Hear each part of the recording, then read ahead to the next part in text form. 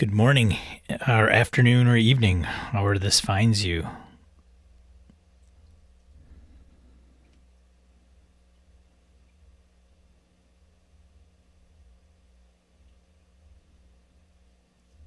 Just want to make sure that everything's working all right, given this is our... There we go. Just want to make sure everything's going smoothly this fine Saturday morning. Wait for a few people to show up in the chat as they give me fuel for my morning talks. So if you're new to the channel or you've subscribed but you haven't tuned into me for a Saturday morning, welcome. I'm Sean. I co-host the RPG podcast by the name of Gaming NBS. I started How to RPG quite some time ago and did about, I think I've got 4 videos up. It's a pretty modest channel at this point in time as of this recording. And the reason I created the channel was to make it kind of as a reference, maybe cover some subsystems of tabletop role-playing games so that people could kind of grok certain elements of a game. So I've covered like combat within the Mothership tabletop role-playing game. I've covered spell duels for DCC. What's up, Farty? Good to see you. Thanks for joining. And let's see, I'm going to try to pop this chat out. I think I could. There we go. Let's see. Did spell duels for Dungeon Crawl Classics. Made a character in low fantasy role-playing game. And so I used to do this on Twitch through Gaming NBS, as Farty probably knows. And I just decided to give YouTube a shot. Tried it last week for this stream, but it was on Gaming NBS, went smoothly. And I kind of mentioned the reasons why I was considering YouTube as a serious move versus streaming on Twitch.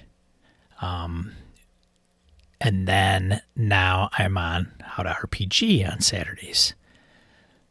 So some individuals may be saying, what's up with all the moves? So if you haven't seen the reason or haven't heard the reason why about exploring YouTube, I think there may be a longer, more diverse roadmap for YouTube than there is on Twitch.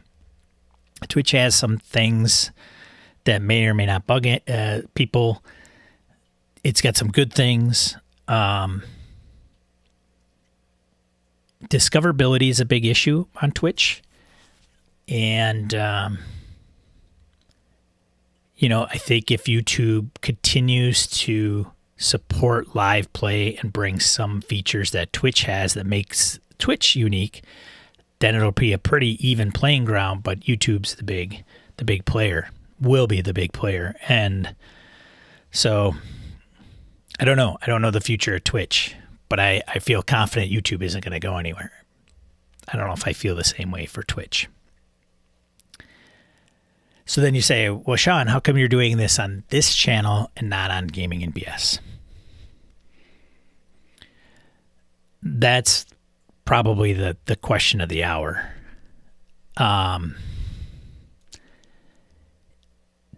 So I guess the reason for that is I'm kind of distracted. The chat window is coming out of OBS, and so I don't have a way to respond to chat.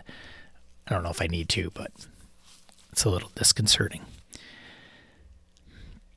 Gaming NBS has been around for 7 years, and it's been Brett and Sean. Believe it or not, BS actually stands for Brett and Sean, amongst other things. And I mentioned the relationship between Brett and I to some degree as far as like how the podcast runs, who's responsible for what, things of that nature. And even to monetizing and how do we handle our Patreon. If people donate money, become patrons, like Vardy, thank you so much. I know some people have inquired, how do we manage that? How do we deal with that? Some folks that might have other podcasts or YouTube live streams, Twitch channels, because maybe they're looking to do partnerships with co-hosts, things of that nature. Not to get into a lot of the weeds, because there really isn't between Brett and I. Early on, we talked about that because I had a business years and years and years ago now, in another life practically, where it didn't go very well. And so when I talked to Brett about it, it was a very forefront of mind piece that I wanted to knock out before anything became what I would consider complicated. Brett reassured me that he's doesn't want anything to do with that. Like that's not why he would be doing it. He doesn't really want to get into those details, things of that nature. So I said, okay. So as most people know, I do quite a bit for the show. I produce it. I prep some of the notes, all the notes, not all the notes. I should say I prep the notes. Brett provides the topic info discussion, maybe a couple paragraphs, some bullets. But in the end, like all the random encounters, all the announcements, unless Brett has one specifically, all the die rolls again, unless Brett has something specifically, the technical components Brett has mentioned, I cover all that. So OBS, all the overlays, the graphics, logos, the Twitter accounts, social media accounts, the Discord community, the forums, all the servers that are involved, all that is taken care of by me. And all of it is paid for by me, whether we are in the red or whether we are in the black. T-shirts, the designs, the storefront, all that stuff. And Brett is, as far as I know, perfectly fine with that. And we're not making, shocker, we're not making a huge amount of money. And, but nonetheless, money is always a factor with relationships, and it can sour them very quickly. So it's kind of nice that we're not making tens or hundreds of thousands of dollars, because then it obviously gets more complicated. But most of the things that is from a monetary perspective, financial, most of it really goes right back into the show. Whether I'm buying stickers or, if we need to buy banners or pint glasses, all that stuff, I take the responsibility because I handle all that stuff. So it's not just Sean reaps the rewards and that's kind of it. Sean reaps the rewards and pays for things like I think there's years that Brett has said, hey, I'm going to go to GaryCon. It'd be nice if Gaming ABS could buy the badge. Sure. It's not a problem. I don't even, so anyways, the short of it is, if for some reason Gaming ABS were to just like Brett and I come to the conclusion that either one of us is kind of like, hey, I really want to take a break, or I don't want to do this anymore, or it's mutual, whatever the reason, I could continue to do. I mean, we still have the community. We still have our Twitch channel, YouTube. We have, Twitter accounts. And most of those I administer on my own anyways. So when I tweet and use Twitter, I mean, it's the voice of Sean. Brett can have access. I don't know if he does. Not probably to Twitter, but it's not a big deal if he does. But then he would manage his own account and Twitter. And I don't know if he wants to do that anyway. So the short answer on that is, if Brett wants to tweet through Gaming ABS, no problem. I just don't want to set him up with it and have him not do it. So if for some reason we tend to move on, then it's not a Gaming ABS anymore. And even though I'll stream on Saturdays by myself on the Gaming ABS channel, there is still a lot of stuff that is me, just me. So what I thought was, how to RPG. I've got some things in my brain to try to kind of foster this YouTube channel, and that's pretty much all it's going to be starting out. And we're going to continue to. There is no talks of Gaming NBS not moving forward or anything. There's no talks of hanging it up anytime soon. Excuse me, but that could always change at a moment's notice. I mean, a family emergency could occur and it just be like, I got to take care of more personal things. This is just that's kind of it. But if that were the case, then I would have a How to RPG and Sean can stream and kind of do that through that piece. So the important components from my perspective as it relates to Gaming and BS is the show, the audio podcast, and the community. And those are not mutually exclusive, and they are not necessarily in that priority. They're to me equally important. And that's kind of it. Like all the rest of the stuff that comes with Gaming and BS is things that I've wanted to, get into place. But if they were to go away, it wouldn't be that big a deal. Like, if we didn't sell any t-shirts or if we didn't stream on Twitch or YouTube video-wise, it might be disappointing to those that tune in for the live show, but they still have the audio podcast. That's the flagship show. That's the reason for this kind of, if I'm going to do something kind of as myself, then I'm going to do it as myself, either as Sean Kelly, or on How to RPG, what have you. If it's Gaming and BS related or something that should go on that channel or on that kind of side of the fence, then great. I don't have a problem doing that. And I think that would include Brett and myself, typically. I'd like to do an online convention I mentioned to some folks in January. I put it out there. I still want to do that. I don't know how to do it. I mean, I do at 100-foot view. My fear is oversimplifying it will come back and bite me in the butt. So I'm trying to figure out, what do I really need to have in place to make this thing happen and be easy to facilitate. Because it's really about the Gaming and BS community, of course, that's going to be centered around Gaming and BS and the Gaming and BS community, specifically Discord forums, listeners of the show, patrons, things of that nature. So that is a long explanation of why Sean has decided to start streaming on How to RPG channel, blah. So there you go. If you're a fan of the show, and you know me a little bit. If you don't know, and you've just subscribed to this and saw a couple videos, welcome. Hello.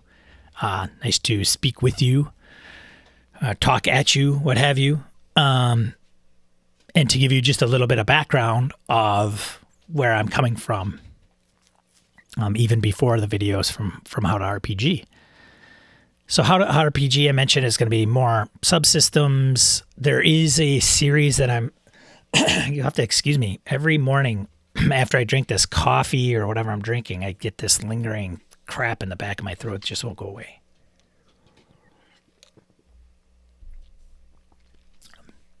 So bear with me just a second because I want to see if this is this live streaming? And of course, it's probably not live streaming. Is it streaming? It is streaming. It is streaming. But it's on my end, it's weird. Because I did check. Wouldn't that be just the bee's knees? Yeah, here we go. All right.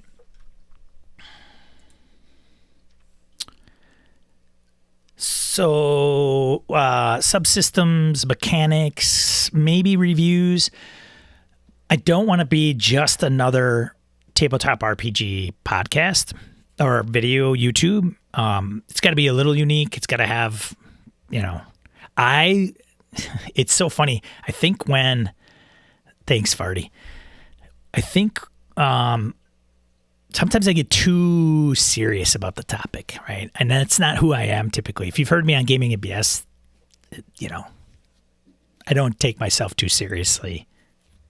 I don't take a lot of things too seriously. I think it's a recipe for disaster. I do have a series that I'm seriously considering. There's a couple things. Nothing like somebody just clearing their throat right into a microphone. One thing I would like to do more of is actual plays and streaming actual plays. How I do that, I've mentioned this on this stream before, or when I live stream on Saturdays, about actual plays and some of the differences between all of them and what would be beneficial to the community as a whole. There are some that are like, there's some people that really appreciate the radio drama approach, the production, sound effects, things of that nature. There are some that also say, I really like to understand how the rule mechanics come into play. The rules and mechanics come into play in a game. So when I watch an actual play, I can understand the game a little bit better. Therefore, I can try to run it myself. I think the answer is somewhere in between. There's also been talk with a couple individuals that I know about this particular topic and saying, we could, would it be advantageous to take somebody's actual play and dissect it? I think there would be some value in that. The tricky thing is how do you do that? You'd almost have to take something that somebody is running, like a published adventure, understand the published adventure, maybe run it yourself, maybe not, but you have to know what is behind the DM or GM screen, behind the veil, so that you had some insight into this is what the audience sees, but this is what I know is going on behind the screen. And by knowing that, you can provide some insight into what may or may not have led to what's going on. It's hard to do from a third-person perspective simply because you don't have access to the players. You're not in that particular situation. You can only speculate. It's like armchair. It's like the sportscasters. Although they probably have even more experience in understanding the game. So if you've got some sportscasters watching football and they're looking at plays and the quarterback on a American football team, calls an audible or reads the defense and calls a particular player, whatever the case is, they're going to have a pretty good idea of why or how that play was executed. In role-playing games, it's so open and vast, who the hell knows, really? And there's so many different things going on when running a role-playing game because there is no playbook. Yes, there's a GM screen. Yes, there is the published adventure, but let's face it, a GM can just toss that all out completely. Hey, Wayne, good to see you. So there's that component of actual play.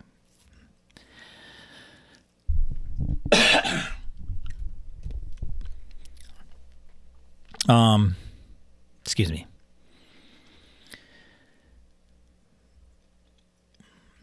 We will see. It may just be choosing a game, running a small session arc, and just running it like I would run any game.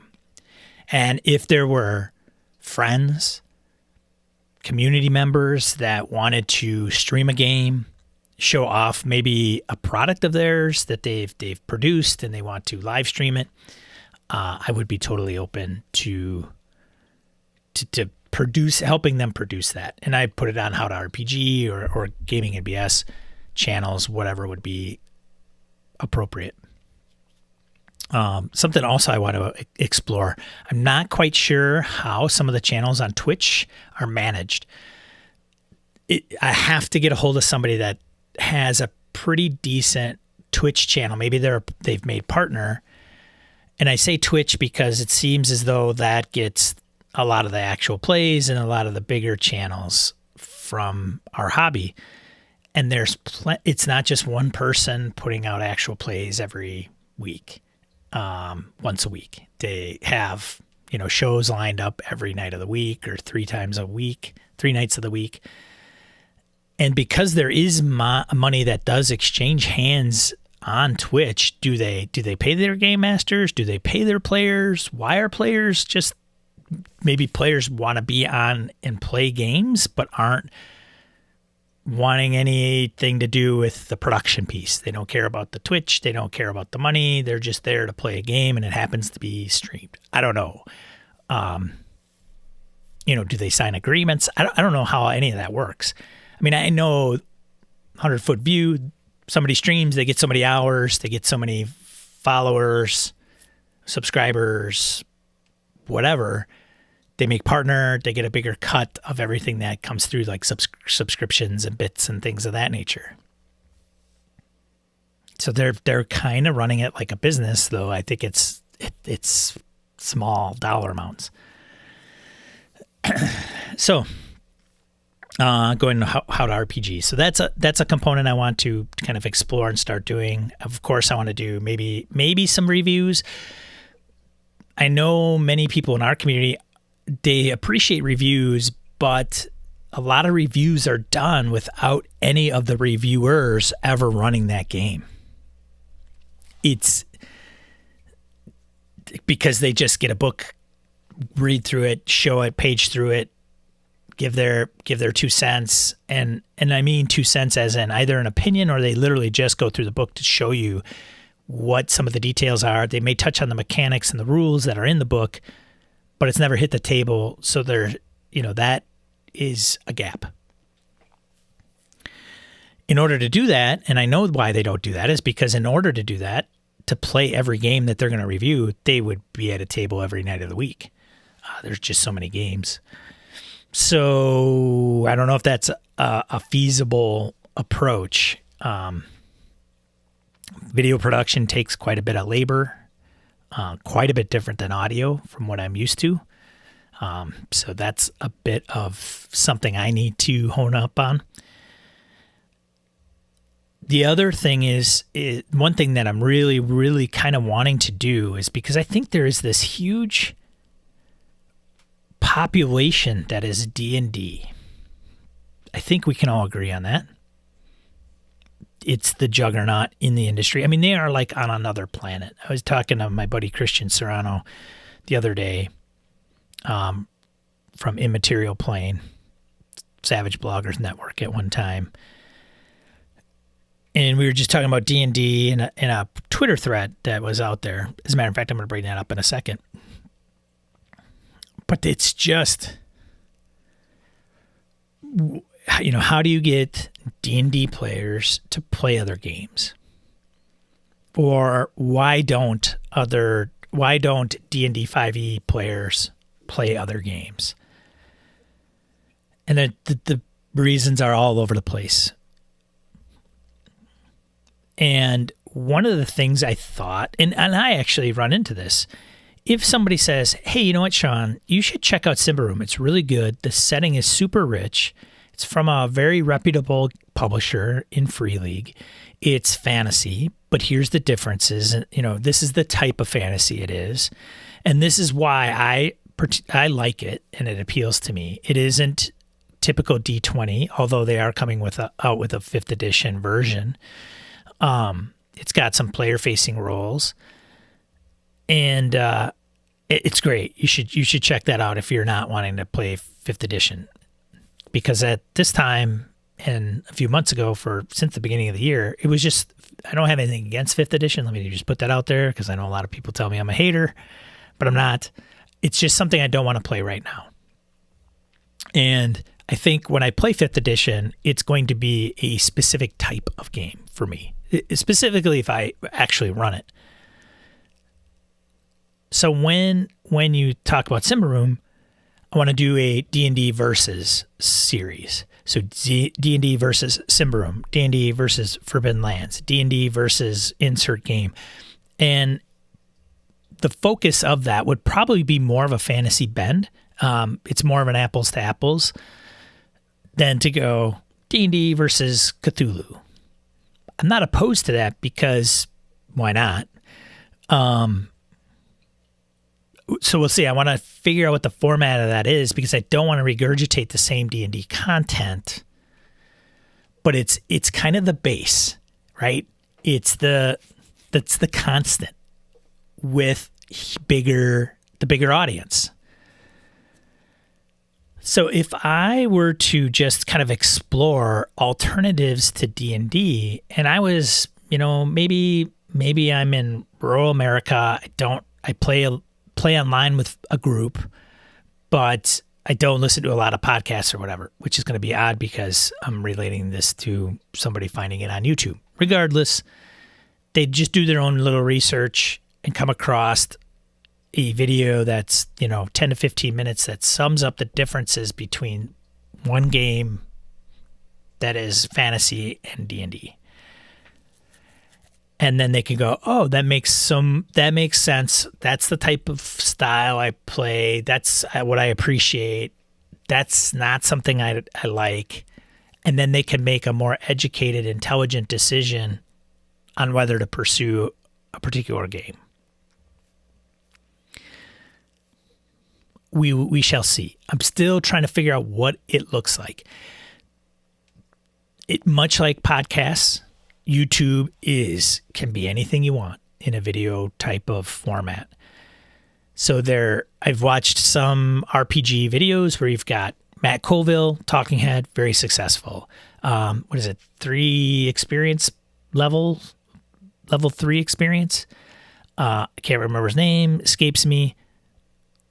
I mean, 1 million downloads or 1 million, I don't know how many subscribers, 100,000 subscribers, 1 million views on a video where it's just narrative with visual imagery and images and more of a narrative approach, but very humorous and lighthearted and very natural.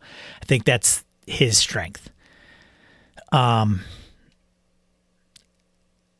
So I want to find my own voice and my own approach. I don't want to rehash other people's. There's, what's his name? Seth, I think is his name, who he plays all the roles at a gaming table. I like that. I think people can relate to it. Each one has their own personality.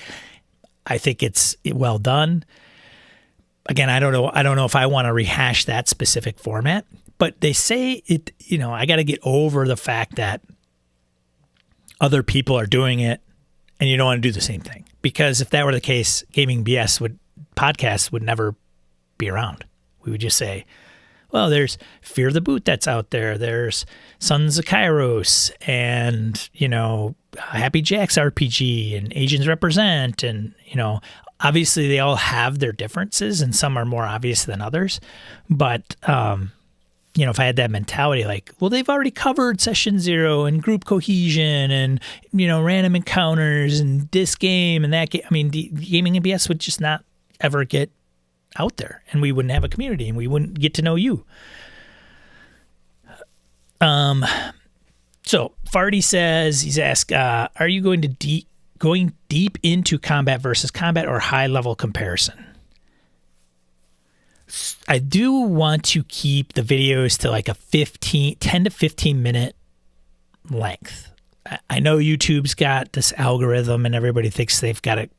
Some of the people think they've got it cracked. I do think 10 to 15 minutes is a good video. Here's the deal.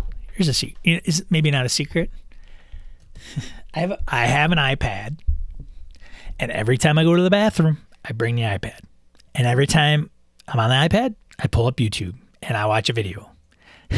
So there. Now we're getting a little intimate, but nonetheless, if it's a long video, I may not watch the whole thing. But I don't think videos necessarily have to be a specific length. Like, I don't think, like, podcasting, they say have a show that is as long as it needs to be, but not any longer. For Gaming and BS, that is when we start repeating stuff over and over again. It's time to cut that thing off and move on to the next segment, or just end the show or end the episode. YouTube, similar. Like, there's longer formats that can get longer engagement, and that's okay. But like Gaming and BS, there was some consideration of, for me, to just chop it down to the main topic, put it out on YouTube. That's it. No random encounter, no die roll, no intro. Here's the topic of the week. Ran it by, only got really one person to kind of come back and say, here's the charm, is the chemistry between you and Brett. The community that writes in has some very good stuff. So while you may cater to the YouTube kind of algorithm or the time frame, it would take away some of the glitter. I don't know. They didn't say it, but I would. Glitter of the show.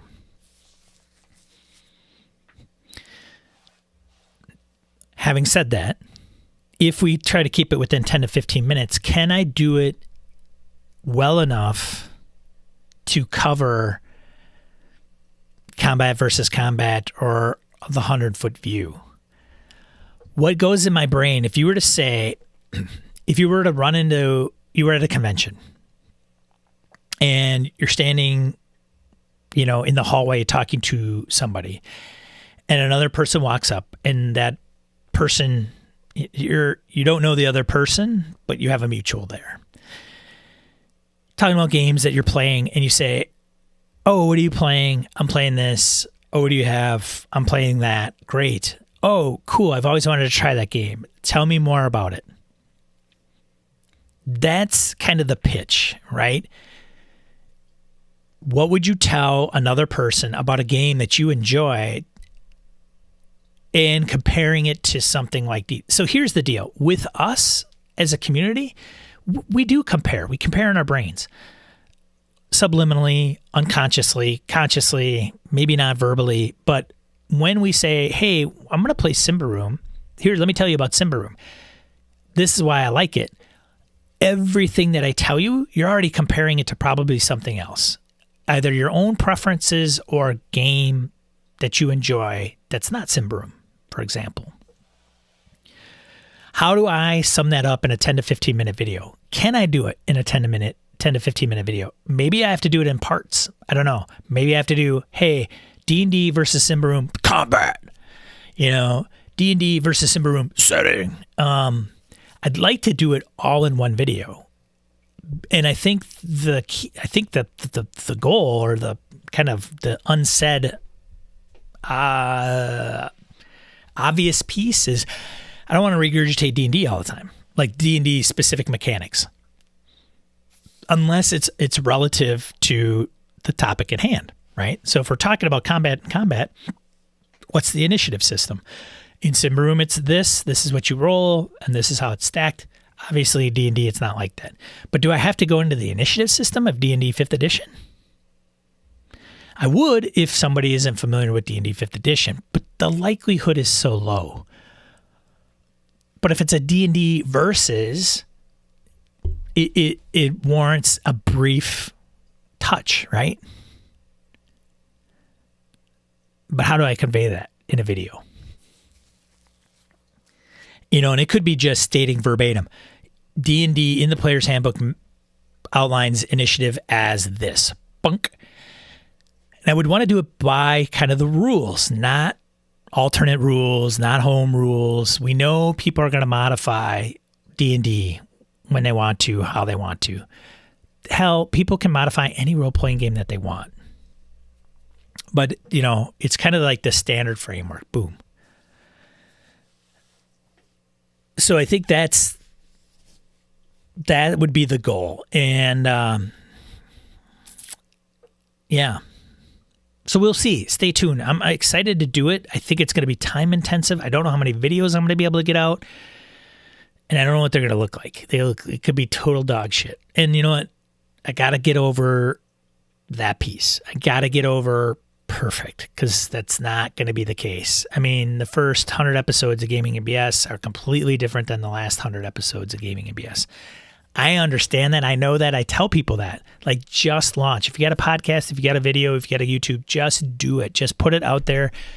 You know, Marcus Brownlee, hugely successful YouTuber, great videos. If you look at some of his first 10, I mean, first of all, he's, I think, 16 years old.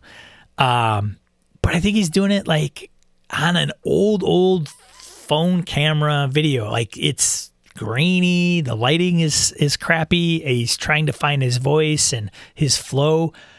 Now he's got a full production studio and staff and lighting and, I mean, cameras and lenses that, you know, probably total the amount of the cost of my house. So it's an evolution. I get that. I just have to get off my hang up box and just do it. So there you go. Let's talk about some other stuff. Let's talk about, what do I got on the agenda? I'm going to start making some lists of things that I encounter during the week or things that enter my brain. So I have some ideas to come here with. And if it diverts to something that you guys come up with, fantastic. That's great. I'm all for that. I want to start off, it's kind of a sullen thing, but I want to just pour one out for my buddy Darrin Anderson. Just to talk briefly about Darrin. He passed away this past week, and I posted in Discord, and people were very, I appreciate everybody's thoughts and condolences regarding Darrin. And I really appreciate every experience that I have with positive experiences that I have with people I've come to know over time. And that includes you.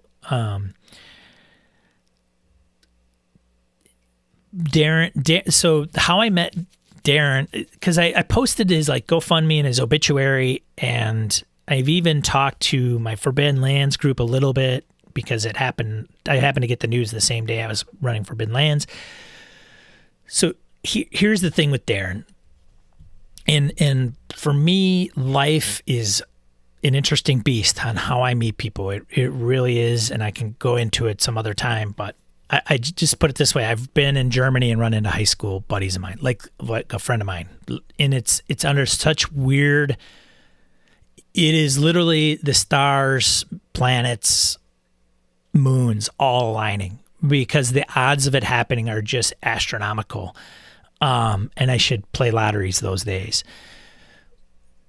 So I don't want to say I believe people come into your life for a reason. Some may think that. I'm not sure, maybe. You know, I'm not overly spiritual, I would say. But nonetheless, I worked in staffing for a long while, and I had a colleague, a little younger than me, because I'm getting older and everybody's going to start being a little younger than me, who said, hey, I got a friend of mine who's a good project manager. I'm not going to be able to place somewhere. I'm going to try, but I don't know how much success I'll have. You do direct placement. You should talk to him, blah. Enter Darrin. So I talked to Darrin over the phone, much like I did at the time when I was doing recruiting, getting an understanding of his background, what he's done, and his accomplishments as a career, what he's looking for, salary, things of that nature. Kind of put him through the recruiter rigor. And I am very impressed with Darrin and how he presents himself and what he's done. His references exacerbate it in a positive light. And I end up getting Darrin a position and placement. In so doing, when I was in recruiting, I worked and I did technical recruiting. A lot of technical folks, information technology professionals, are somewhat likely to have played role-playing games either now or in the past. Obviously, that topic had come up because actually Darrin and my buddy George played together. Short kind of relationship. Darrin was a friend of my buddy George's father. Okay, so George is, at the time, mid-20s maybe. Darrin's, and it's in his obituary, is like 56. So there's kind of like a 30 year age difference. But George's father stopped playing. And so Darrin took George into like kind of his game group kind of thing. So we started talking about role-playing games. We met up after an interview, started talking about role-playing games, and I got to know Darrin quite a bit. And one of the things that's really interesting, aside from being a gamer and just a really nice individual and a great person, is he shared a personal story of his, is where he had lost a child at a very young age. He lost I think it was his first son at 3 years old.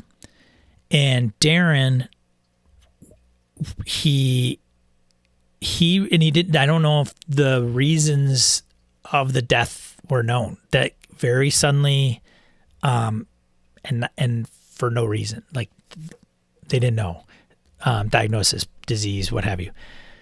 Darrin took it upon himself to research 6,000 different diseases to find out what had happened to his son. And the effort was because he had another son. And I think his other son was probably younger.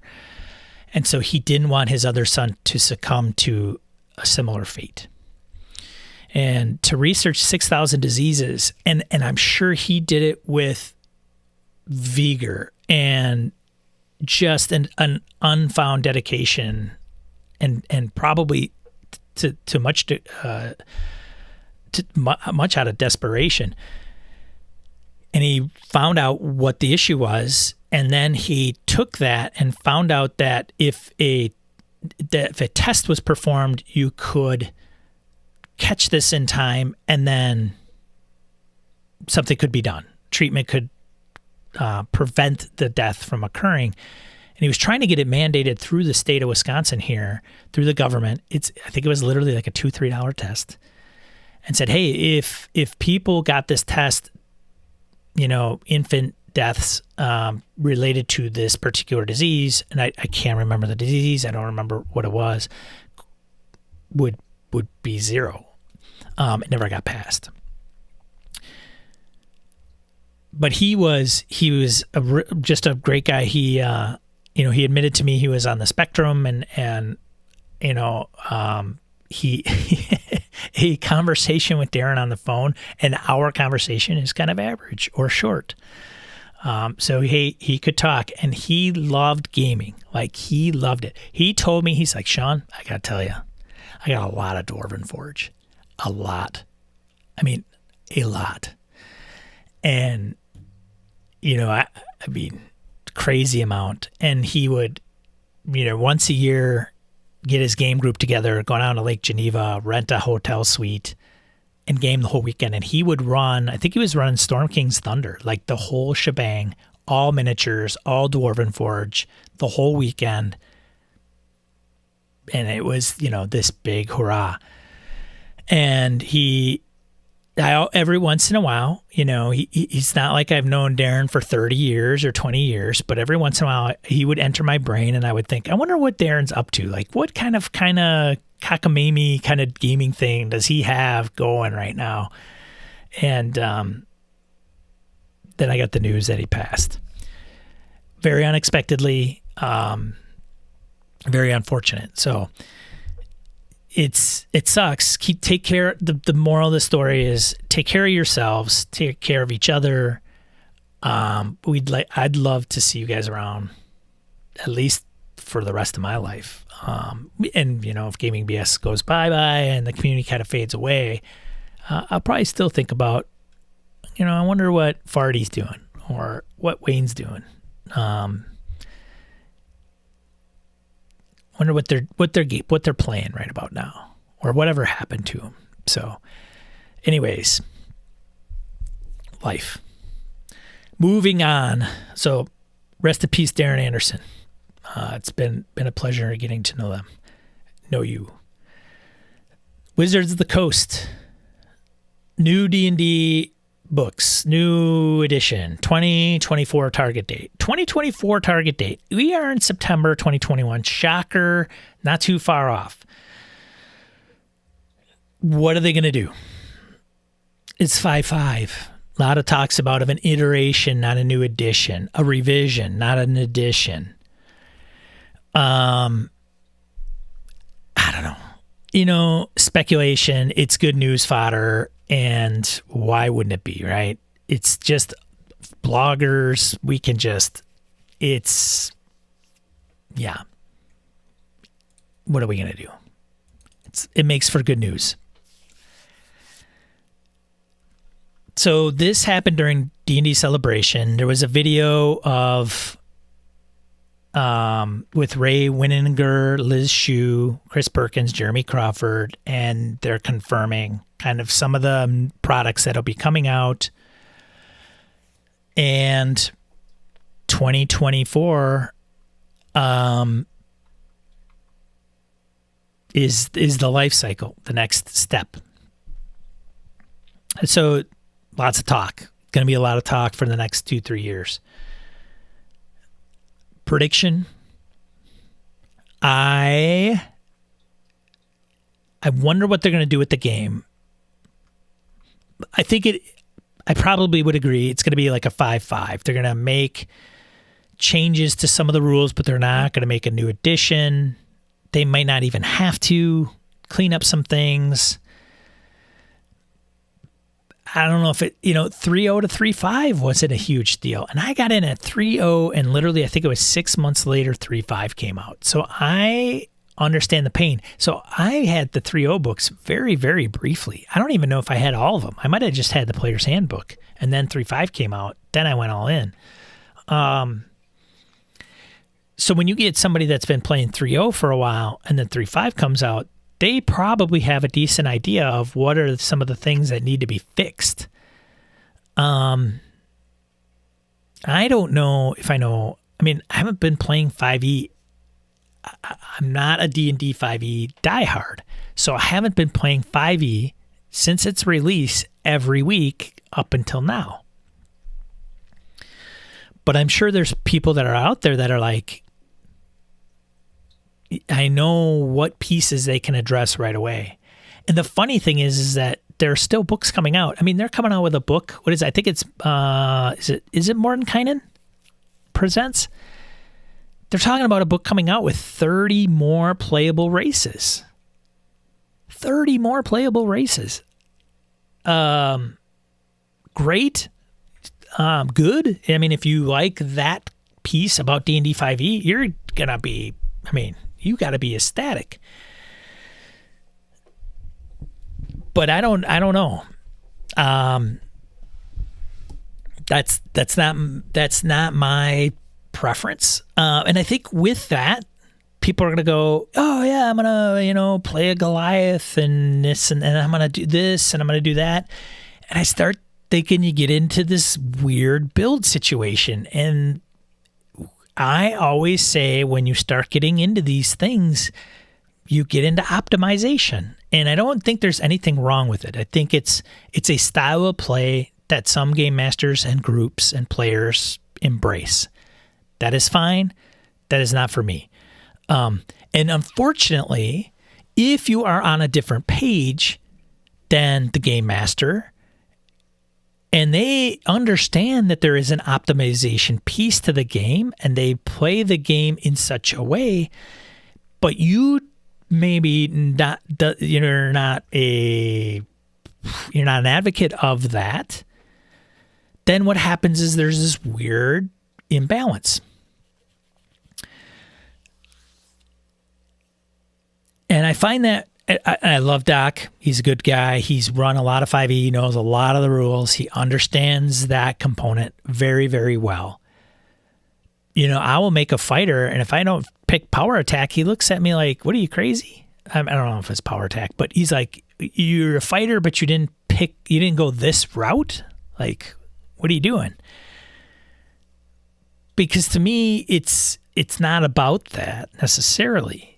So if I get presented with a challenge, thinking that, if you're a magic user, or if you're a wizard, or if you're a fighter and you're a paladin and you're a rogue, and you haven't gone and picked the standard stuff that's going to make you as fully effective as possible, okay? then that encounter or that situation or that problem may be out of whack. Now, that's okay. Some people are like, screw balance. But it sometimes can adversely affect your game.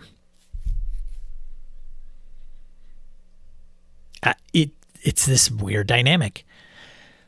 So I would have to say that there are many players that embrace like, well, yeah, it only makes sense that if you're a fighter, you are fighter, like the epitome of the fighter, and that if there is anything to bonk, that you are the most capable bonker in your party.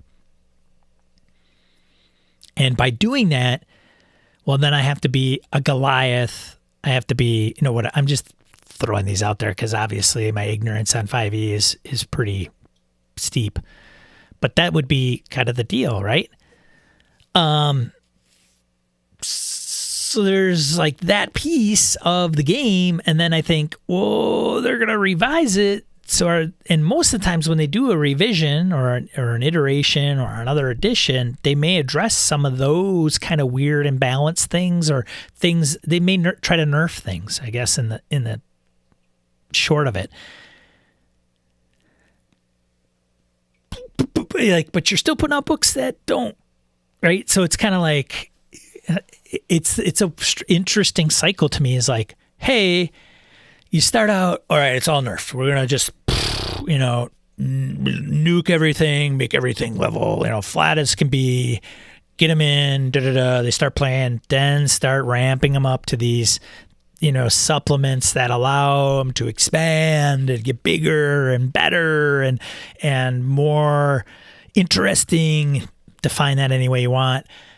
But much of it has to do with being the best bonker fighter in your group.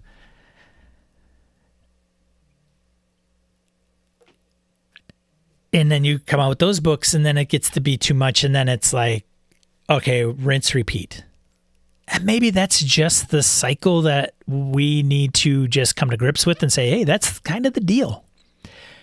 Go play something else if you don't like it, right? So, Farty says, when you make money from selling books, what new books do you come out with? Had to come at some point. Yeah, of course, right? It's inevitable. But there's a lot. So yes, that is true. But there are some, my argument would say, which isn't viable by any means. There's other publishers that have like one edition of a game, and that's all they have. So Dungeon Crawl Classics. But then somebody would say, but Sean, they're not Wizards of the Coast. They're not part of Hasbro or Division of, which is publicly traded, and they need that, growth year over year, I get it. It's capitalism at its finest. I understand the dynamics. Yes. I still think if you kept 5e around and you still had a methodical release schedule, roadmap, I don't know if you could do this. I mean, I think it's close to being at its end of life. As far as product cycle, I get it. But I still think like a lot of the details, if you can grow it, and it is like they keep growing it year over year. Their numbers are just bigger or the same. And it's like they're not losing market share by keeping 5e around. It may be a slower, like gradual revenue builder or generator. And I understand that if you put out a new edition, everything goes like right through the roof because everybody's buying it at new. I mean, even 4th edition outsold 3rd edition, and the print run was bigger than the print run of 3rd edition. So every iteration of D&D, probably since 2nd edition, has always been, you release it, you get a huge amount of sales. It's great. Yay. It's a windfall. But then it's sustaining that game over time. There's a lot of things that go on in my brain, and it's all speculation and armchair quarterbacking. I wish I had some metrics and insight, and the only people that do is Wizards. But I mean, even with I think even something that's occurred to me recently is if you said there was a tweet out there. Is this it? Maybe this is it. No, that's not it. That's not it. That's Egypt. No, that's not it. There was a tweet out there that said, what iteration of D&D did you start with? BX, Radbox, AD&D, second ed, third, fourth, fifth. Colville might have put it out there. I think he did. And the overwhelming one was 5th edition by a landslide. 5th edition was like 50% of the respondents. And we're talking like 6,000 people, something along those lines that responded. Now, this isn't like factual, right? Because it's only, there's some variables, right? It's Matt Colville. So anybody that follows Matt or where Matt's tweet comes up in different like tabletop RPG, Dungeons and Dragons topic feeds in Twitter, and you have to be on Twitter, right? So that's the sample size you're getting. Nonetheless, the way I took it was if we took the average age and put those in similar buckets. So when I started AD&D, I was 13-ish. Okay, whatever, teens. And for those that started 3rd edition, how old was the majority? What was the average age of the majority of folks that started playing 3rd edition as their first game? Put them in a bucket. What is the average age of everybody that started 5th edition? Put them in a bucket. If you took those ages, those buckets, and you did a generational thing or demographics more or less, what would those demographics look like? For example, I'm an Xer. If the majority of D&Ders of our generation, Xers, started with either BX, first and second edition AD&D, okay? There just isn't a lot of us. There just isn't. In the world, Xers, or at least in the US, very small amount of us. And at the time, probably very little buying power. Okay.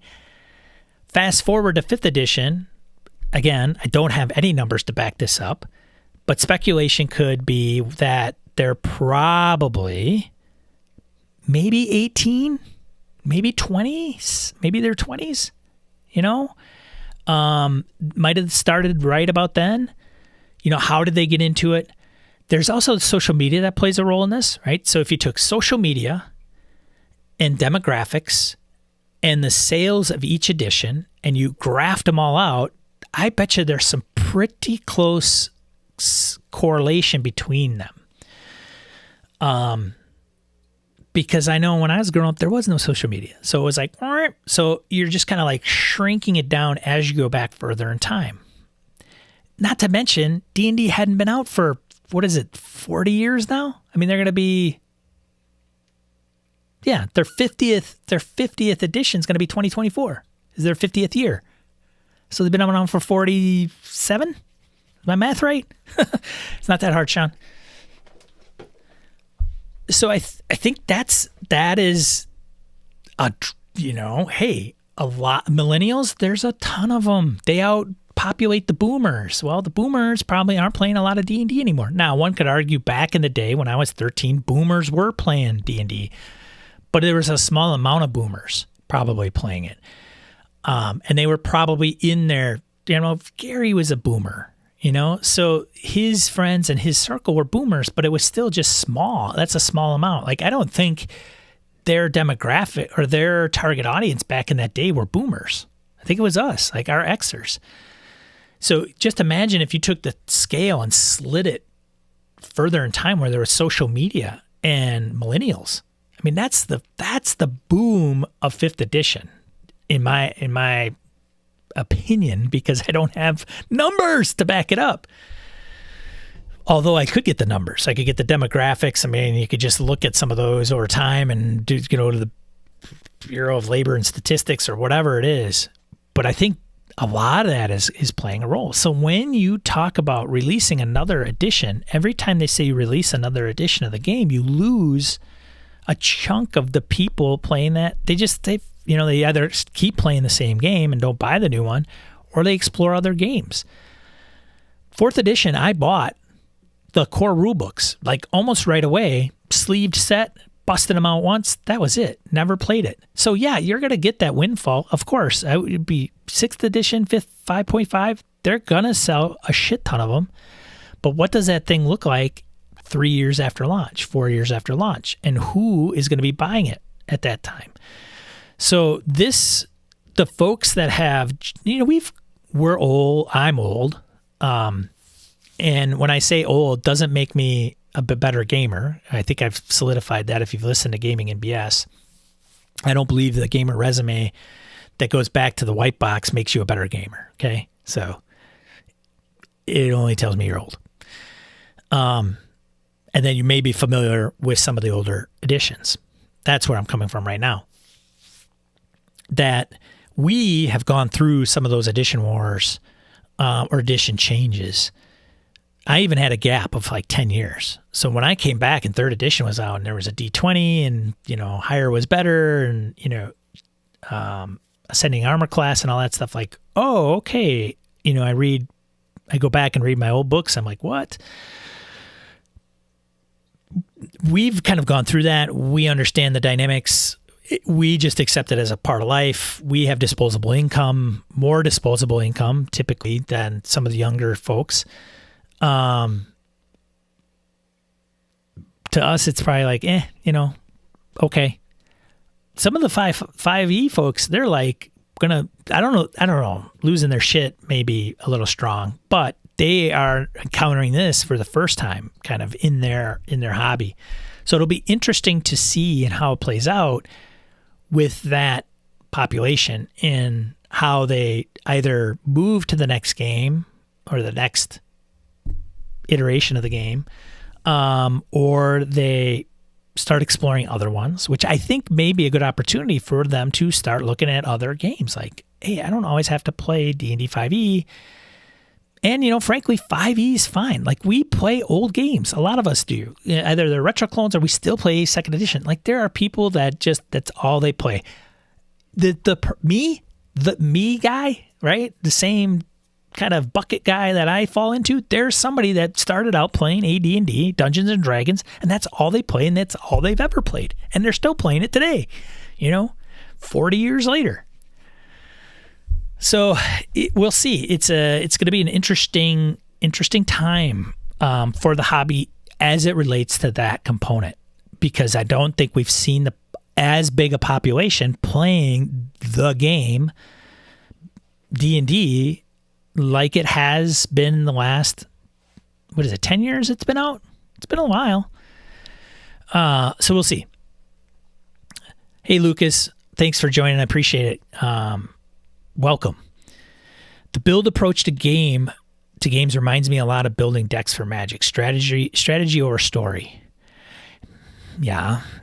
There's definitely, and some folks embrace that more than others. Farty, my perspective is that there is a decent-sized group that wants to focus on role-playing and building a lovable character. I think 5.5 is geared for them. Yeah. Lucas says, my thoughts are that online gaming really helped to introduce new players to the table and made it easier to find players. There's another thing. I'm going to bring this up. This is one of the things that was on my list to, hey, I'm going to talk about that on Saturday. So if you're not familiar with James Introcaso, good guy, very good representative of the hobby, a lot of people like James. He's written a lot of stuff. He's had, I came across James a long time ago with World Builder blog. I'd always hear him talk about it on, was it a Tome Show or maybe his own podcast? I don't remember. But he is now one of the leading, he's like the editor of MCDM, Arcadia magazine by Matt Colville. And he's written a bunch of stuff and been, collaborated on Wizards of the Coast products and things of that nature. And just a really nice guy. I've never met him personally. I just know him from online and interacting briefly with him online. He puts this out there. If you've only ever played D&D, what would get you to try a new tabletop role-playing game?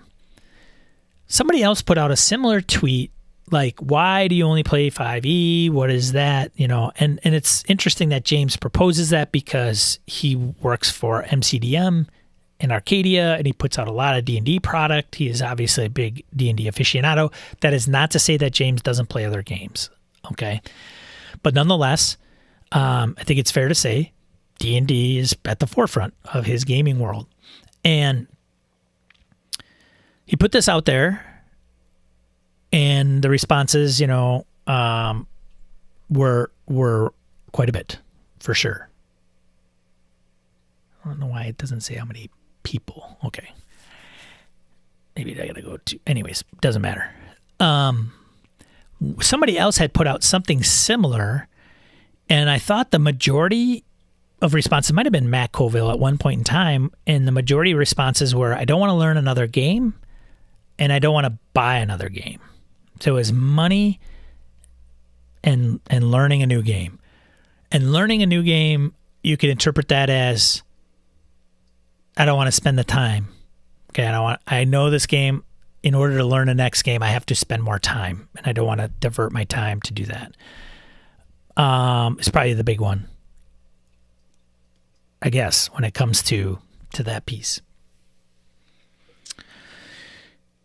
The money piece is always interesting. As a matter of fact, I had a conversation with an individual the other day, like for this thread, as a matter of fact, we were talking about. And, not all, but there will be an individual that complains about buying a $30 rule book of a role-playing game, but they will shell out $60 for a video game. And the $60 video game will get them 40 hours of play, and you play it and it's done. It's finished. Now, some of those have alternate endings, and you can or alternate paths, and you get another, I'm going to play the bad guy path, and that's another, maybe another 40 hours. So I think it's safe to say that I am in the camp that I believe that role-playing books are undervalued. We're going to see some of that in this thread as a theme, which is very unfortunate.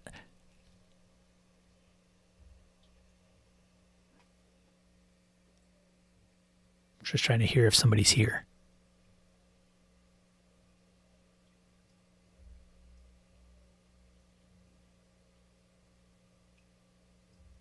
Huh.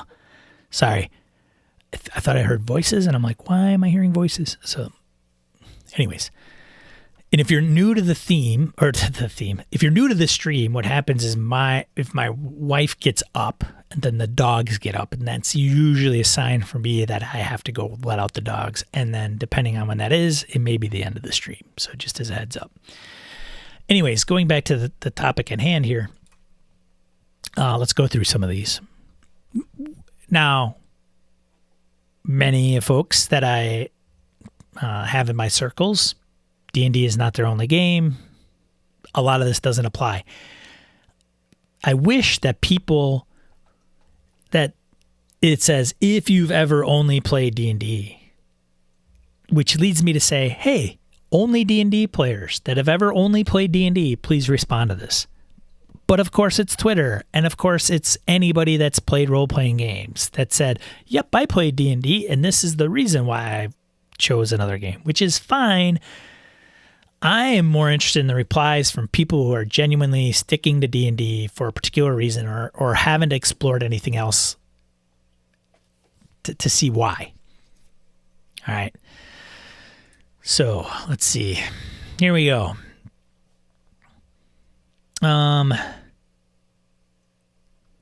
I don't know why. That guy's sliding in a pitch. Like, I've played 2 technically, but mainly D&D. One huge factor is time. Sure, that new game sounds great, but I don't have time for another hobby that requires such large chunks of time. And my friends and I already love D&D. The buy-in is tremendous. The video game analogy is good, but I'm not the GM of Mario. If I want to try out Final Fantasy with my friends, I likely have to run it. Even though I love DMing D&D, I didn't start out that way, and it's still work. I don't want to have to wrangle my cats to play every new game. So some of these things will make you scratch your head. And I think the individual I was having a conversation with about this thread was like, I don't understand it. I'm pulling my hair out. It's so frustrating here. And I think the reason they came up with that is because people are saying these reasons, and it's like, but it's not always having to be like that. So is it a matter of you just not being exposed to the right game that doesn't require a thick, dense rule book? Because in another tweet I saw the other day was, hey, recommend me a game that doesn't require a 100-page rule book. And I think it was like, it's a short rule set that I can teach my players in 20 minutes. And I'm like, there's so many games that are like that. I touted Diogo's games, as well as Mothership.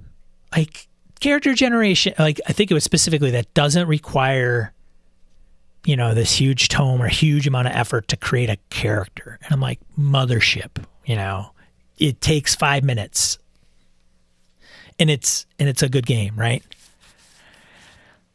And it's not expensive. But some people will see Mothership as expensive. Well, actually, it's pay what you want, isn't it? Oops. But nonetheless, if they got a Mothership game and they came in, so here's another thing I think that may be a little bit of a nuance, and I can't say this for certain either, right? It's all speculation. But if you had somebody look at Mothership and they picked it up and they go, oh, this is a game, right? This is a zine. It seems there's like nothing here, right? It's got to be the big book. It's got to be the, hardcover, tome. And if there's nothing, if it's not really thick and really elaborate and cool artwork, then it's kind of, it's rookie material. We all know that that's not the case, but there's probably some stigma around that, right? It's probably even a stigma like, who's Tuesday Night Games? Look at that artwork. I don't know, right? Maybe I'm speaking from my own experience previously. I don't know. I got over it, though. Yes, they cost a small fortune, Farty, for sure. Absolutely. But come on, we're talking the U.S., most of us. And there is a understanding of, look, if you are struggling financially, you probably have bigger things to worry about than running a D&D game.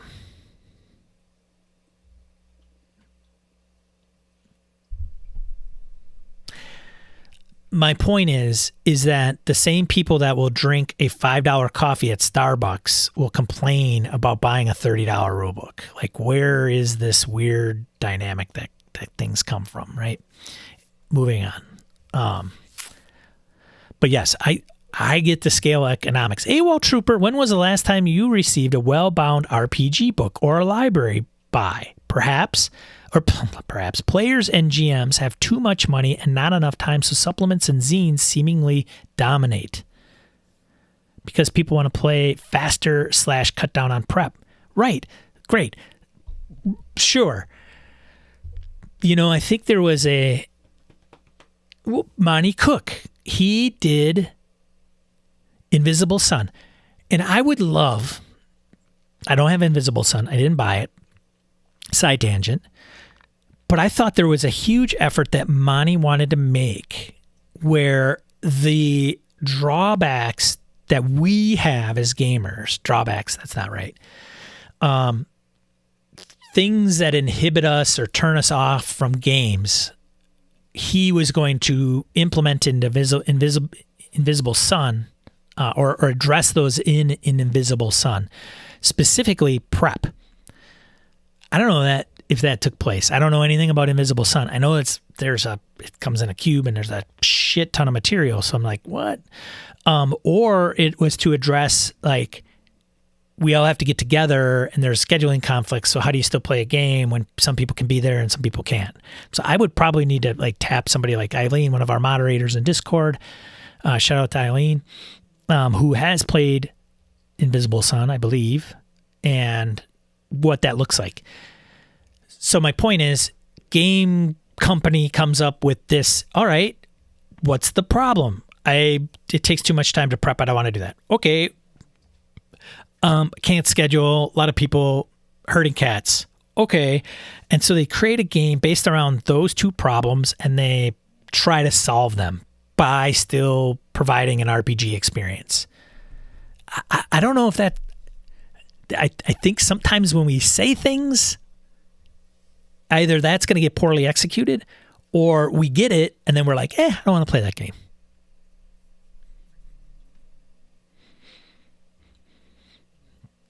I don't know. Back to the thread, shall we? All right. I started playing D&D in 1980. See, so then I joined a group that was diverse, and each of us had a game system they ran, so I was immediately introduced to AD&D, Traveler, RuneQuest, and the Fantasy Trip. My game became Champions when it was released in 81. I'm not sure what your point is here, buddy, so let's move on. Having a group to play with. I've played D&D and then a few other very rules-light TTRPGs. I've read through plenty of larger systems and would love to try them out, but I'd have to convince my D&D group to actually give them a one-shot, and that's a harder feat than you'd think. That's another thing that's a problem within our hobby, is we want to play with our friends, and that's the only people, and therefore that's it. That's it. That's another reason 5e is as huge as it is. Like, they're not going to come on our Discord. Radical. Hey, Radical. Radical3721. Hey, we got folks on our Discord that will run some of their favorite games just so you can get a taste of them and experience the joy that they feel they're getting out of that same game. Ah, that's strangers. Those are randos. They're probably crazy and nuts, and I don't want to play with them. There's the theme. There is that theme that comes through this. It's like my group. I want to play with my friends, and that's it. And if the friends don't explore, that's it. And Brett and I have talked a little bit about that on Gaming and BS. We know somebody that's our age that's all they played. They literally moved to 5th edition way late in its release. And I don't even know why they did, honestly. I don't know what the driving force was, because they were playing Pathfinder, not 2, the original Pathfinder. They played that forever. It just worked for them. And he's like, I only play with that group. He doesn't go to conventions, doesn't go online and intermix with other or interact with different gaming communities. Like I would love to get into a thesis of some kind to understand the dynamics of this hobby. It's so, to me, interesting to understand even more, because there's some definite themes, but it's hard to say whether those are just the things that I'm tuned into versus is it the actual truth, right? Affordable and approachable. I don't want to buy tons of stuff or have to pirate things off of ad-infested fandom wikis. I've spent too much money on D&D. To which a person responds, most non-D&D games are self-contained in one book. Bigger games might have published adventures, and the biggest ones will have splat books, but the overwhelming majority of RPGs sit in one book.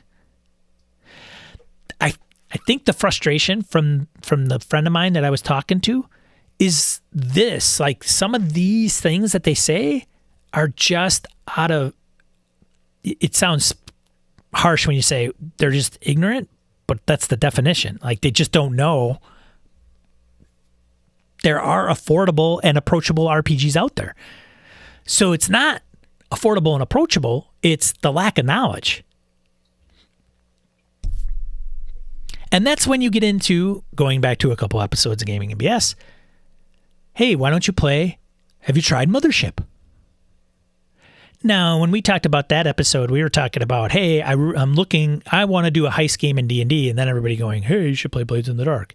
Well, they said they want to do a heist game in D&D. How would you do it? If they say, I want to do it in D&D, a heist game, you don't go, play Blades in the Dark. But nonetheless, people could hit this person up and say, try this, try that, try this. Have you heard of this? Have you heard of that? And they'd be like, whoop, no, because I play D&D.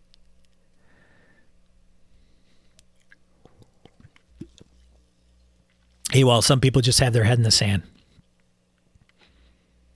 It's so funny because they're on Twitter.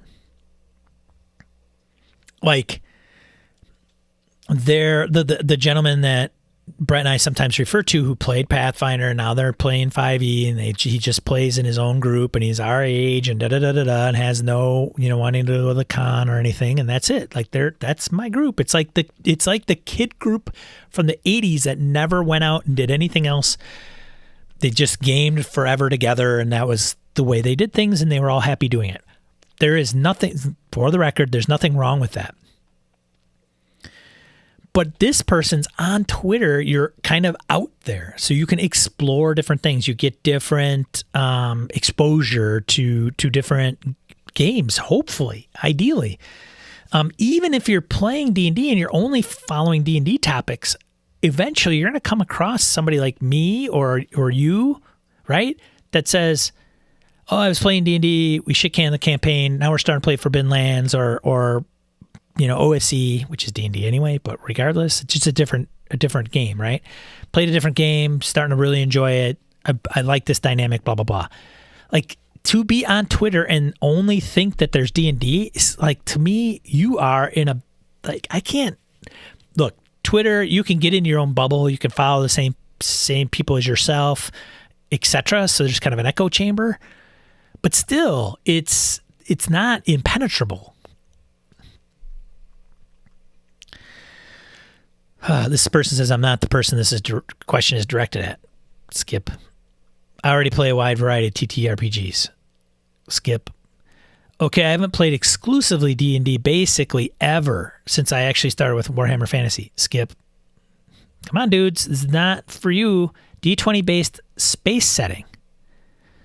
This is what this person would take for them to move. Not freaking Spelljammer. Amen. Not a Spelljammer fan. No offense. I've homebrewed one that dovetails nicely with 5e, but I'd love one that was written by a pro.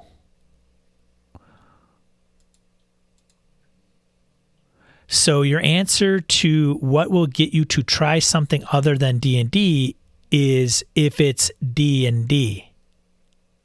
Ever hear the phrase OGL? That's not a good response. He should have responded, so your answer is a space setting written by wizards. That's not Spelljammer. Anyways. Okay. Espergenesis? I don't know. I mean, does it have to be by a pro? What is a pro? Is there a pro? Are wizards pros? Bizo? Where's the pro? Where's the pro end and start? Like amateur versus pro. I don't understand. Help me out. Wow. Okay. Is Mothership pro? They're not pro. Is pro like doing it 40 hours a week as a job pro? I don't know. Help me understand. Hey, nerd herder. Help me understand. These guys got some weird handles. Coyote 999901. Oof, got on Twitter late. All right. Jeff Sues, back when I only had D&D under my belt, it took under 5 minutes for my friend to talk me into trying Call of Cthulhu. Another theme here. My friend talking me into playing Call of Cthulhu. As soon as I saw Shadowrun, I bought it. I don't understand today's weird, it's so hard to learn more games position. It is mind-boggling. Because if you go to a con or you come to a Gaming and BS or even the Gauntlet and you want to play in a one-shot to learn or check out a new game, like, dudes, you're not taking a college class here. Jesus. slightly slant answer, but I've seen with my tabletop role-playing game students is the way that big, rich world building terrifies the newbies. We spent yesterday's class closely reading a system's quick start materials to note what was essential to run the game was a fraction of the content. That's the thing. You get a 5th edition player's handbook, you could boil that shit down to a mothership book, almost. As long as you're just including the stuff that is pertinent to your character, and hey, here's the skills, here's the stuff. The GM's going to ask you something, you're going to roll, you add a number to it, that's it. But it's so strange to me that D&D is like, is the game of choice, right? What made you get into D&D? Like, that's the question. Like, how did you go into D&D if you don't want to learn something overly complicated? And so you did, and it's like, well, I went to school and got my PhD, but and I get it. I don't want to be another PhD. I don't want to get another degree in medicine. Totally fair. But it's like you just want to continue practicing the same medicine whether you like it or not because you've only practiced, you've only gone through that rigor. Wow.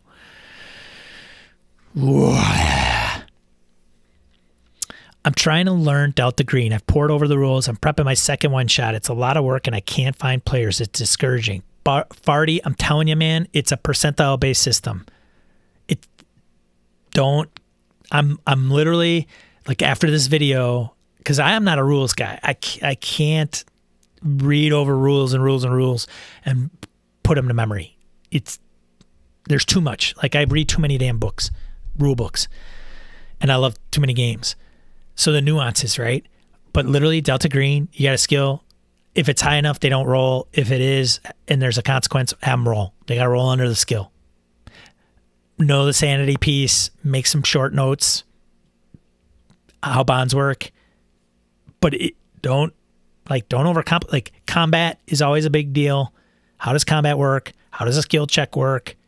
How does, the sanity thing? That's it. Like, hey, if they fail by 20, blah, blah, reference this table. As long as you know, hey, they got to reference this table, that's it. Like, I think a lot of things are overly complicated. And I think sometimes, I got the investigator's book right back here, right? There is a because I got to put this in there and that in there and this in there. And there's very small situations in role-playing games. Like, what is an encounter? How is it handled? Is there a social aspect? Is there a combat aspect? And as long as the rule, like Forbidden Lands and Year Zero Engine, like it or not, it's the same thing. Like microsystems too, microsystems, I guess, whatever. Those things can be a pain in the ass. If you got them all under, like, everything is handled the same way, using the same mechanics, everything, 6 on a check is always going to be a success, and a 1 is always, going to be a setback on a push. Always the same, no matter what you're doing. Makes things a lot better.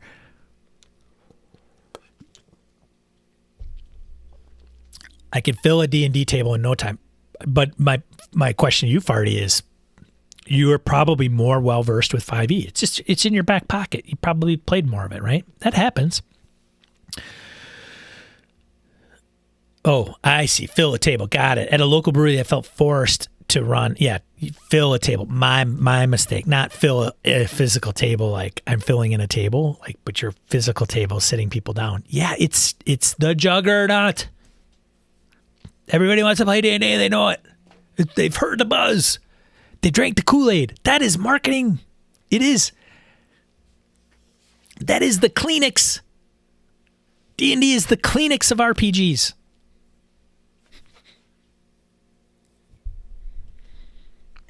Hydrate, baby. My PhD and D.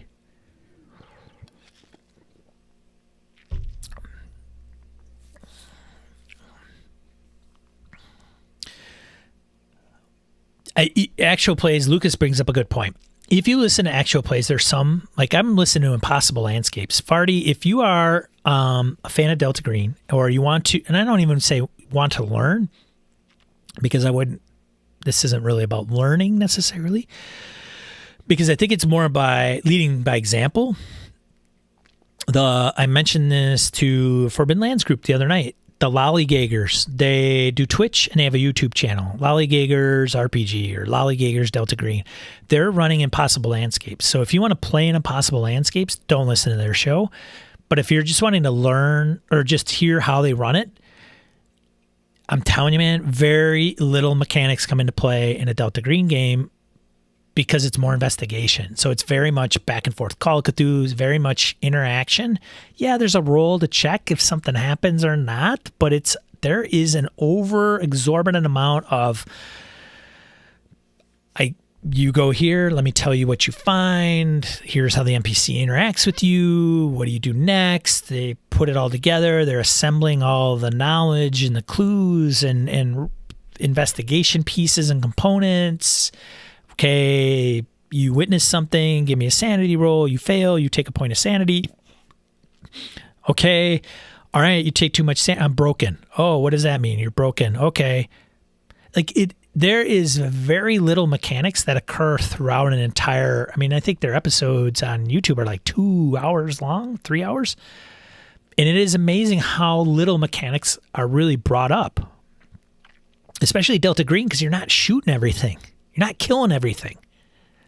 Combat is you may run into a hostile individual and you want to subdue them, or maybe it's not a shoot 'em up game. It's got a lethality rating, for Pete's sakes. So it's the type of game, right? And when you start injecting hey, combat's a thing. Well, you got to have a combat system and it's got to be understood. And there's rules to that combat. Oh, magic. Well, yeah, there's magic in Delta Green or Call of Cthulhu, but it is, I don't know anything about the magic rules in Call of Cthulhu or Delta Green. You might have to know it in the end because a ritual may have to be done and you want to know how that works. But that may be quite a ways. But I'll tell you what, you don't have a frickin' wizard going around casting spells everywhere they go. So that whole thing is gone in some of the modern games, right? And I say modern era, modern set in the modern era. Anyways, continuing on with this.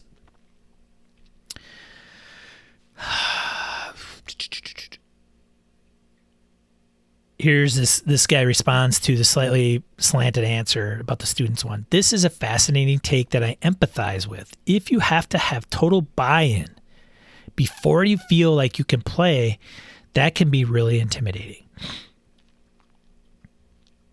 If you feel like you have to have total buy-in to a game to change, then that's something that you feel, which is great, but is it reality? Is it really you have to have total buy-in to play this game? You don't. Somebody to play with. Everybody I know isn't interested in incurring the expense, bing, or the time investment for a new system. Time investment, bing. I keep trying. Maybe I'll wear them down someday.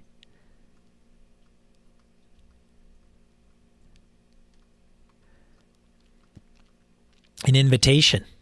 Haven't played it all since the mid-90s. Don't know many people with decades of my age that play anything. There was a local club-like thing, but they stopped public games for COVID, right about the time I started looking into 5e.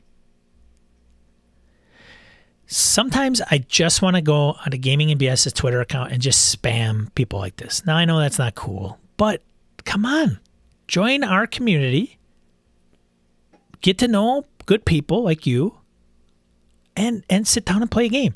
You play one game. If you don't like how Sean plays or he's an asshole, you don't play with him. Say, hey, man, thanks. I'm out of here. Hell, some people, my Delta Green game about to run, kick off tomorrow, session 1. I told the people, if you don't jam with me and you want to leave, I would hope that you would give me an explanation and just say, hey, it's just not working out. But if you don't want to because you're conflict adverse, I don't want to make you slog through 4 to 6 sessions because you feel obligated. It's a game, man. No love loss. But come on, you're not looking in the right spots. My group, nothing else. Pressure from strangers is always viewed as exactly the type of being judged that made me play D&D in basements in the first place. It might be well-meaning, but so are 7 a.m. knocks from people who think I need Jesus.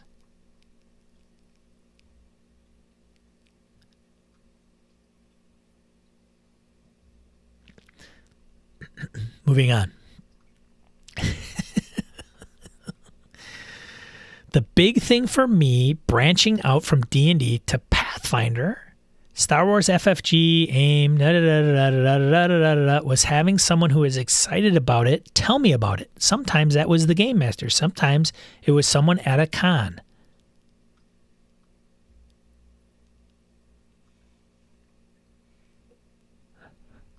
There's a lot of excitement on Twitter. I don't like that. Again, it's not for him. That the question isn't, I don't think, because you've already moved on. I feel like D&D 5e is king right now because it's so easy to find other players. Ding, you guys. You actually feel like you're part of a community.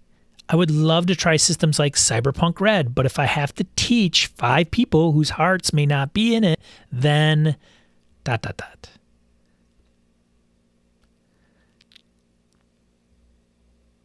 You know what? I think I'm going to start spamming these guys. Hey, come and play. Come to our Discord. Look at our gaming mood. Seriously, just play one game with these guys. They could be your next game group. I get it. The thing is, though, if this individual, the non-man, if he comes to our Discord and wants to try a different game, great. But if we said, hey, what game would you be willing to run for the community? He's limited, right? It's like 5e and the new game that he just ran. He wants to give Cyberpunk Red a try. He could certainly run that for folks on our Discord, right? Moving on. There are days. I don't know. It's whether or not there is easy access to modern digital tools and source materials for the system. I enjoy having the physical assets and keeping physical notes, but digital tools really expedite planning and tracking information, which gives more time to play. I need more on that one. Digital tools expedite plan. Is that D&D Beyond? Is that what they're referring to? Like having a D&D Beyond for all the other games? Maybe. I think so. Electric character sheets. I don't know, VTTs? VTT? Put your stuff in a VTT? You can just even push buttons? You know? Plus, minus, hit point? Players to play with. Ding! I have a few TTRPGs I want to play, GM, but no one to play with. Boo! Fail trombone. And the thought of persuading people to play, then being like, bear with me, I don't know this well yet. People aren't that patient. Oh, wow. Really? That's unfortunate. There is something to be said, like, hey, I haven't run this game. You want to learn with me? I did with the Forbidden Lands, guys. Like, hey, I haven't run this. Have you guys run it? There's like one person. So I get it. There's an element to that. But you know what? You run it. Unless it becomes any better. Maybe you play 4 and it's like, this isn't getting any better. We're not grokking it. Then it might be something else. And you shit can the game. I try new RPGs all the time. But there's criteria to get me to run a system. The big one first, does it do something D&D can't? D&D is a very good game for a specific type of power fantasy. Games like Cyberpunk Red, World of Darkness, and PTU, which I don't even know what it is, do something D&D can't. Next is book availability. How well supported the system is. How easy it is to learn, teach a group. PTU was a struggle to that front. Help me with PTU, guys. And whether or not I can think of a story in that setting.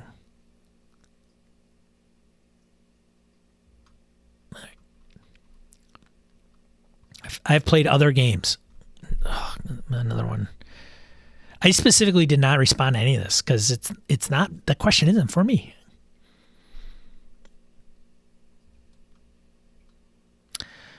This one is kind of valid. I've played other games, but I shouldn't say valid. It's just one to read. I have played other games, but I haven't played anything but D&D for a long time. Number 2 is making the experience frictionless. Provide pre-made characters or create characters together. Be forgiving with mechanics. Number 1 is make sure there's a reason to change. Like, if your game is combat focused and mechanics heavy, just homebrew a D&D campaign. Those rules are well known, play tested, and very polished. I want to see games where the mechanics support fundamentally different styles of storytelling and gameplay. What? Whoa, what? What?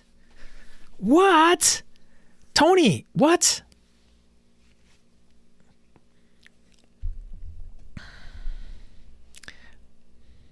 If your game is combat focused and mechanics heavy, just homebrew a D&D game.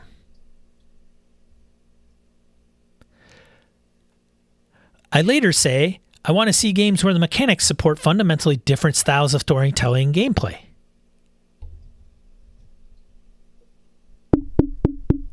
What? Tony, if you're wanting to if you want mechanics that support fundamentally different styles of storytelling and gameplay, your best bet is not to homebrew or bend D&D to your will. It's to go and get a game that supports different styles of storytelling and gameplay. If you want a horror game and you want to feel scared or you want suspense to be built up, you don't play D&D. Or you could implement home rules, but no. You go play Dread. You get a Jenga tower. You want to do something, you got to pull a brick out. 10 candles. Things are going to go dark. Everybody's going to die in the end.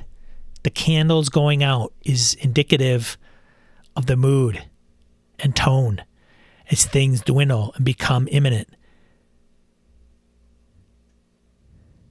You don't take some. Okay. Come on, guys. Am I out of my mind? Am I wrong here? What's going on?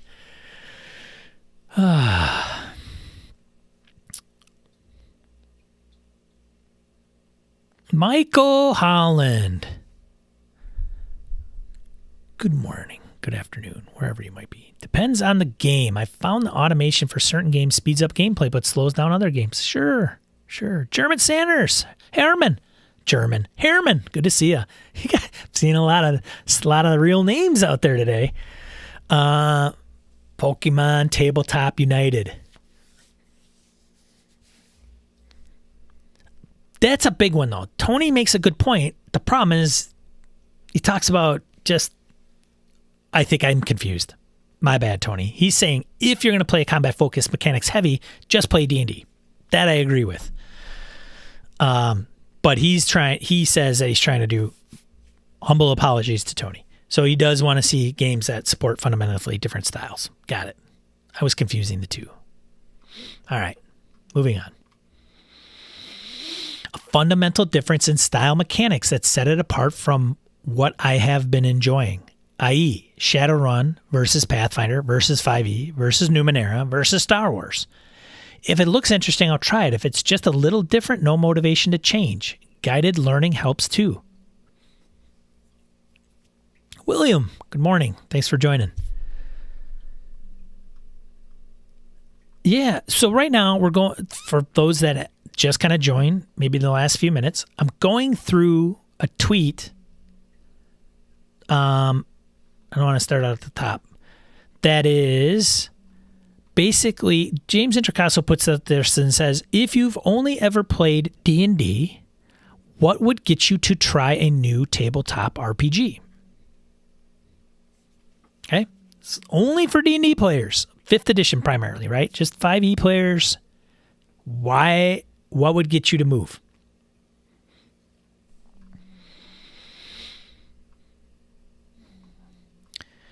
It took forever to even get into D&D as I had friends wanting, but no one willing to sit down to do it.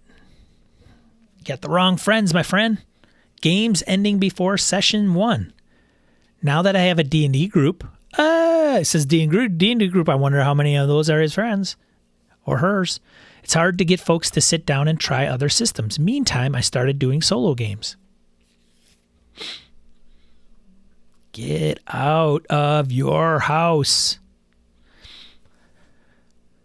A great new world that feels different enough from D&D that it doesn't just feel like off-brand D&D. So many rule sets are just D&D with slightly different rules and no setting material. I just have no interest in that. On the other hand, everything Monty Cook Games has put out. Okay. I kind of understand that because there is a part of me where it's like, I need another fantasy game. Like I need a freaking other hole in the head. So I can relate to a little bit of that.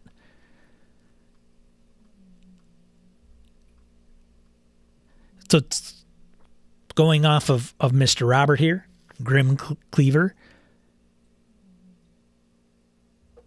DCC, Five Torches Deep, Forbidden Lands, Symbaroum, D&D, Pathfinder, OSE,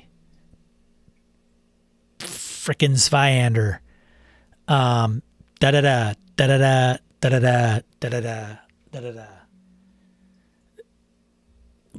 That's the big one. Like, I think, why would any D&D player want to play any of those games? Now, we know, we have our own, like, hey, this is why. It's elegant, it's compact rules, it's dynamic, it's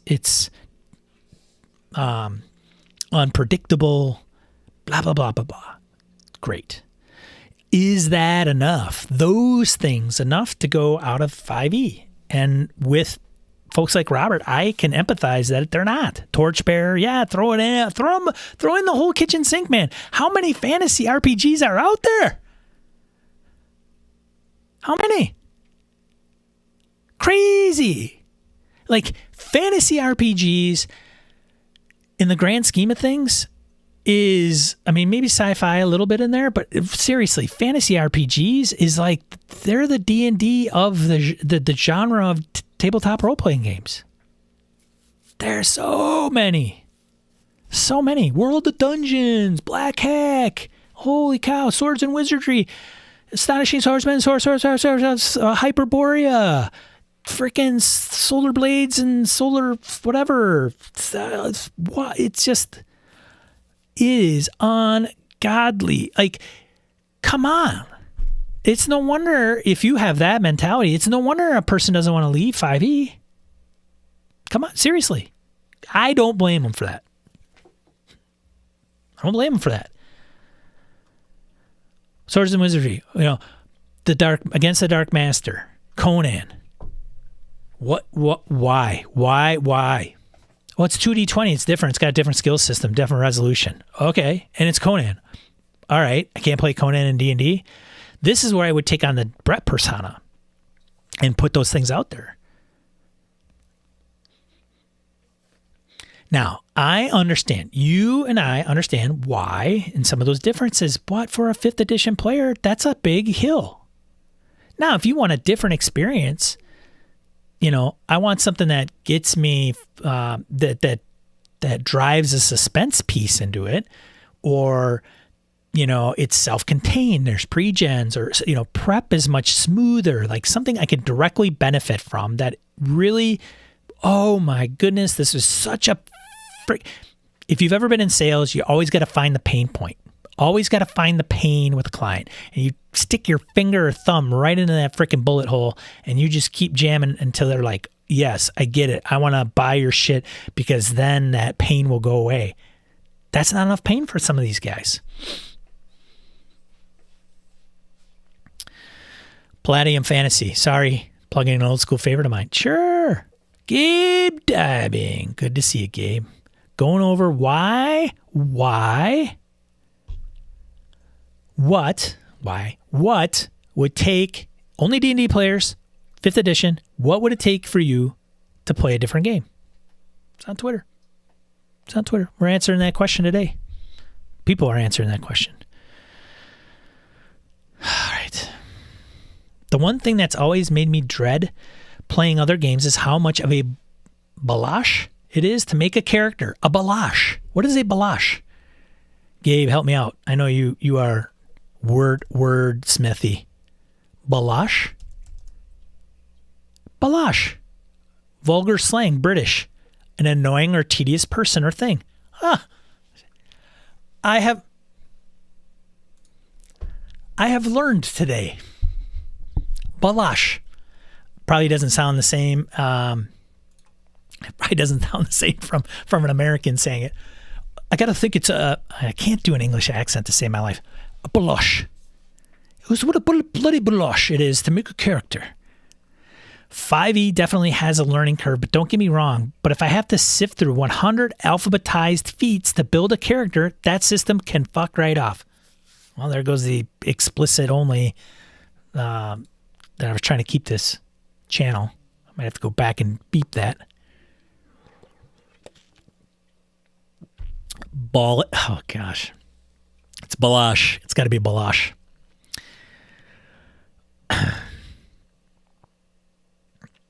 Wayne makes a good point. A good inventation that does not start with 5e sucks. True. Very true.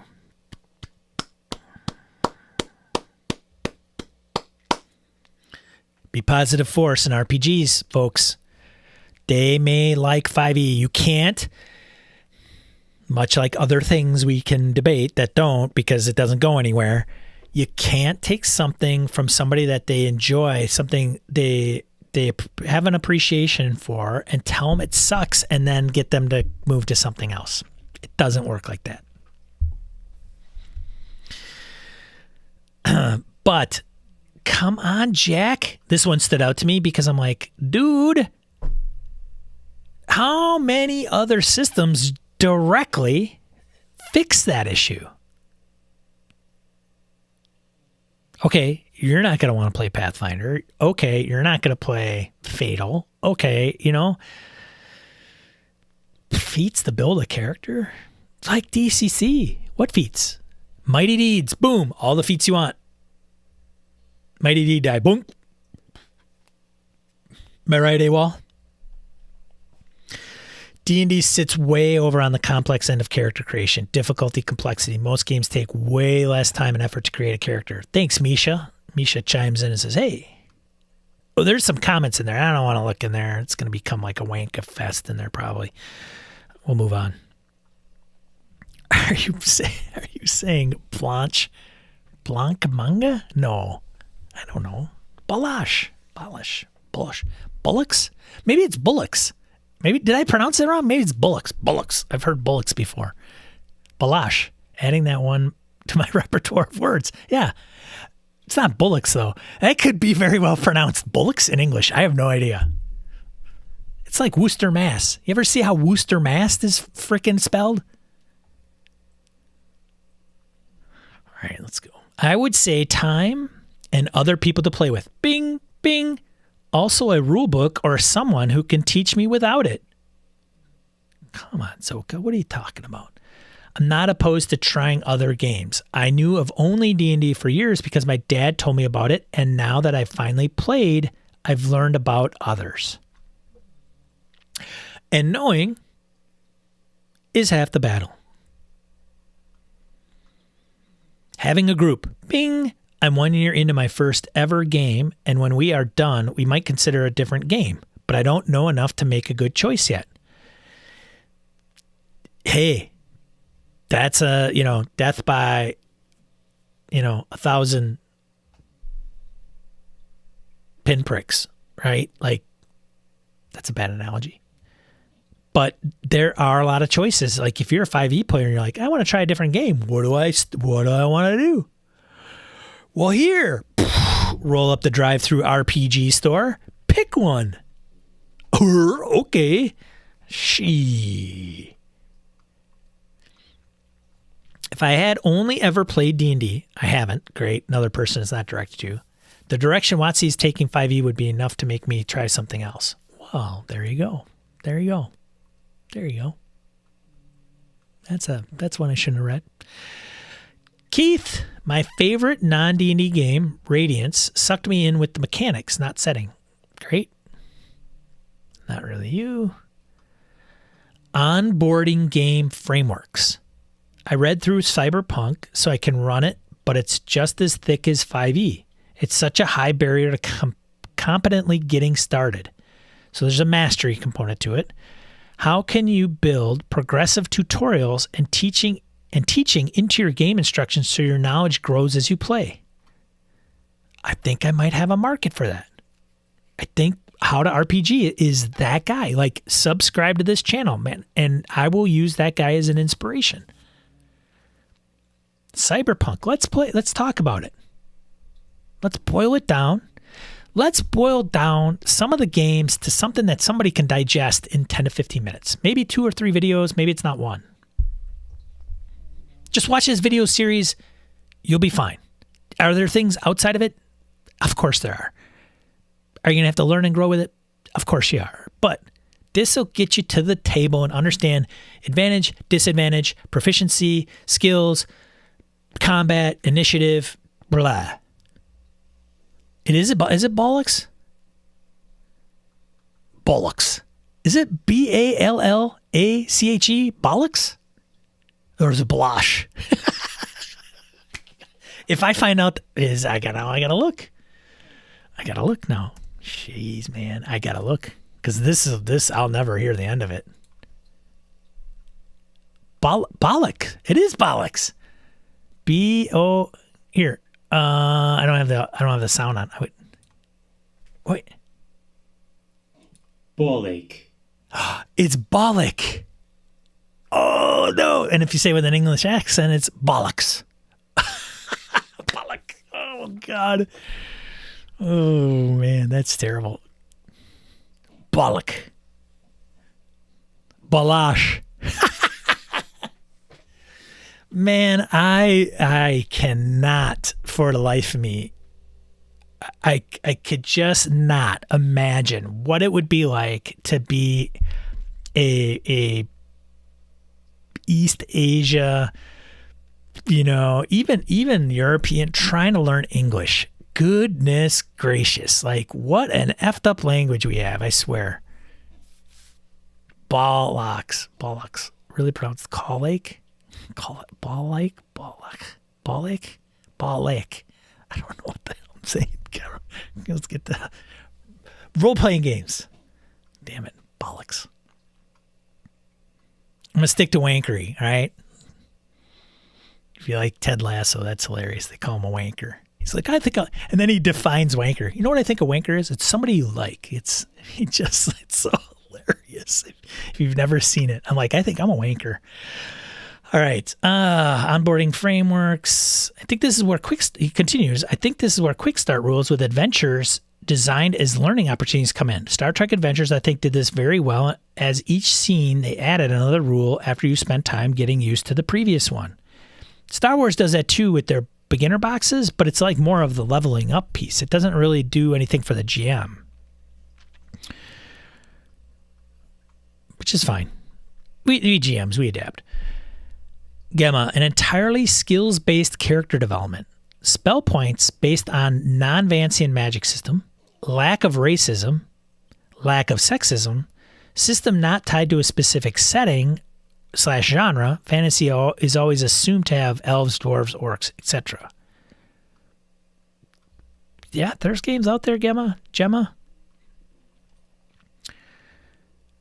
In the last year, I've purchased Wicked Ones, Metamorphosis Alpha, Epsilon City, Call of Cthulhu. I have played none of them due to lack of other peeps and time. Peeps and time. Bing, bing.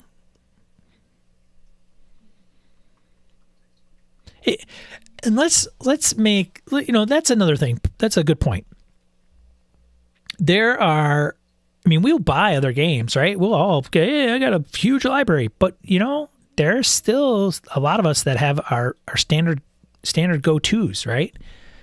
Maybe it's not 5e, but there's 2 games I always play for whatever reason, and it may be just that reason. Other peeps in time. I get it.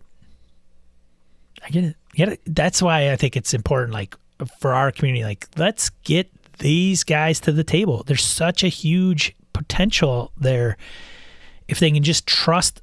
One thing, I think another thing too, I watched a video, I think it was the Third Level Experience YouTube channel, where, what's his name? I should probably learn his name. Talks about Matt Mercer being a great game master. All right. Now, your opinion may vary, whatever, but one of the things that he mentions right off the bat is the trust between Matt Mercer and his players. And I think that's a huge factor with people that play with other people, quote unquote randos, right? If they play with their own friends, they trust their friends, I guess, right? To a higher degree than others that they don't know. And frankly, it's a weird comfort level, role-playing games. I mean, we grew up like almost not wanting to say and tell anybody because we get picked on, or people would look at us weird or whatever.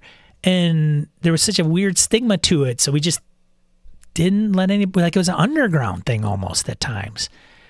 So I wonder if there's that kind of piece that sticks out in some of these folks' brain where it's like, maybe it's not the stigma of playing, but it's like, I don't know. There's a lot of people that won't play in a game store. Like, it's very private. Dorigo. Hey, thanks for joining. Welcome. If I say hello and I say welcome and you've been on a stream before, it may be because I don't recognize your name because you have a different handle. So it's not, just as a FYI. For me, the thing that got me to look at another RPG was setting. The Kickstarter for the One Ring came out and I was excited to play in the Middle Kingdom. Yeah, it's a variety of reasons. It really is. It's all over the place. But I think the thing is what is it really, and boiling it down and being honest and truthful. Like, some of these folks are like, I don't know, I just have to find I want a game that's 5e, but I don't want to go through all the rules crap. So I don't, I'm just waiting for that to come around. Hello, it's out there. Like, so you should be playing everything but D&D. Only know it from never mind the Books. Here's the Sex Pistol. Yeah. So where will next week's show be? Here. This one here. Monday, Gaming and BS. Because that's our show. Sorry, guys. I hate to have you guys running around all over the place chasing me, but I do appreciate it. Thank you so much. I really do. But totally understand the come on, man. Seriously? Where the hell are you? Sean, is your stream working? Thanks, guys. I'm moving into playing in many other games, but focusing on only running about 3 from here out. Conan 2D20, VSD. VSD is versus the Dark Master? Is that the VSD? I know, like, it's against the Dark Master, but it's referred to as VSD, right? Versus Dark Master? What is that? Help me out. I haven't read it yet. I want to read that game. Swords and Wizardry. I think that's fairly understandable. I mean, I think it's really understandable, honestly. Like, I get it. Core 3. Like, I think mine's going to be, I don't know, Delta Green, maybe, Forbidden Lands. I don't know, something else. I got so many I want to play. But I agree. I think I want to play them or I want to run them. But I think in the end, there's going to be a core set for sure. Like, yeah, it is against the Dark Master. That's what I thought.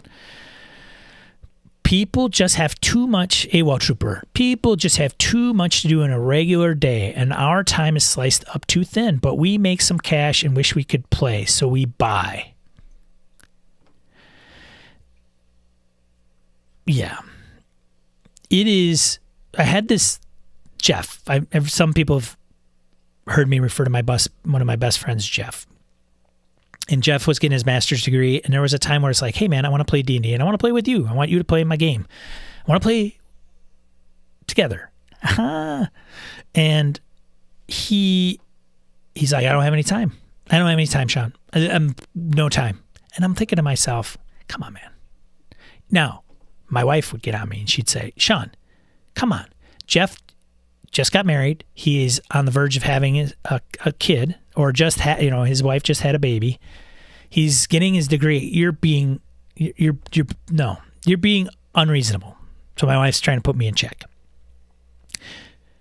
I like to think that I'm fairly rational.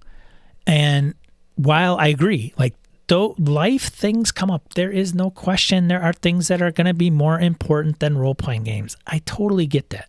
But the thing is, with anything, you have to make the time, especially as we get older. You have to do that. People are going to want to take it from you. You only have a limited amount, period. You can't gain more time. You just can't. Not on this planet, in this plane, in this current time warp continuum, time-space continuum. But if you don't make, and I say this because we do a lot of dumb shit that takes up a lot of our time. We do.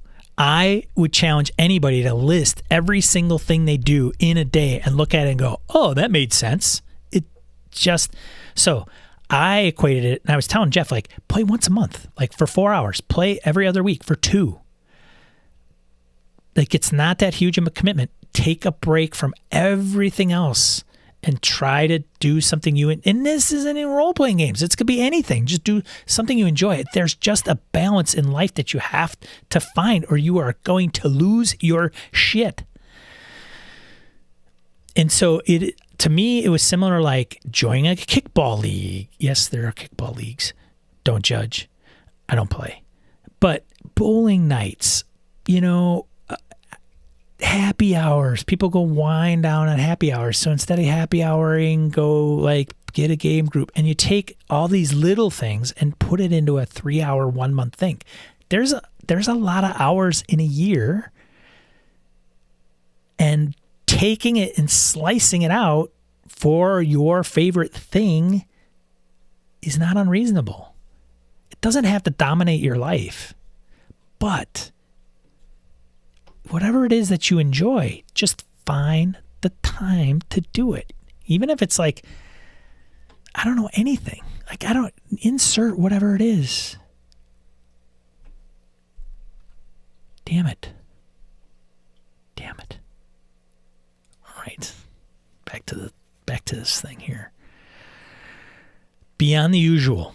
Willing GM and friends being friendlies to play with. We're friendlies. We're not friends, but we're friendlies, right? I don't think that's a steep bar. I think an exchange like the following. GM, elevator pitch of setting. Player, I want to do reasonable thing within context of setting. GM, okay, so class, stats, feats. We'll take you in that direction. Example, a martial class with high damage output. A buff, debuff magic user. A himbo. I don't know what a himbo is. Okay. I mean, some of these are fairly reasonable. Then why aren't you doing it? I don't know. I don't know where it is. I don't know what I don't know. There's communities out there that will just run games for randos. Yes, there are. In the last year or so, I've tried other games, but the answer before then was always time. Bing.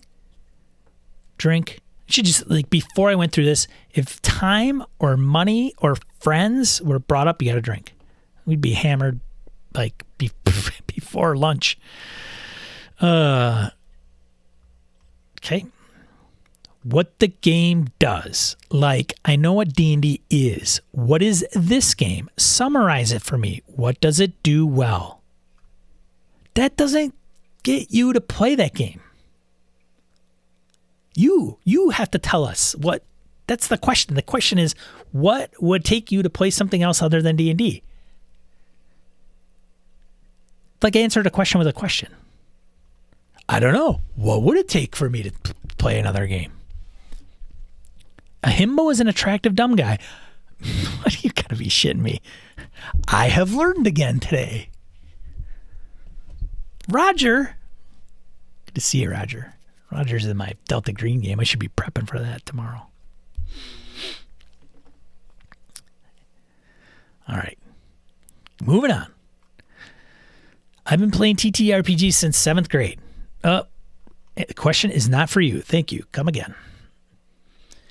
Local Banshee. If the resources are available in an accessible format so I can learn the game, explore its options, and ultimately play it on my own terms. What? Otherwise, you're always dependent on another player in some capacity, which dulls the experience. Okay. That last sentence clears a little bit of that up. Great. So you don't. Okay, we always got to rely on the game master who only knows this game, so if they're not there, we can't play. I got it. Maybe. Is that what it is? Ultimately play it on my own terms. Okay. On my own time or my own terms? Like the conditions? I don't know. Luis Farabaruza Bozuela. If a friend of mine is really excited to DM something else, I would absolutely play.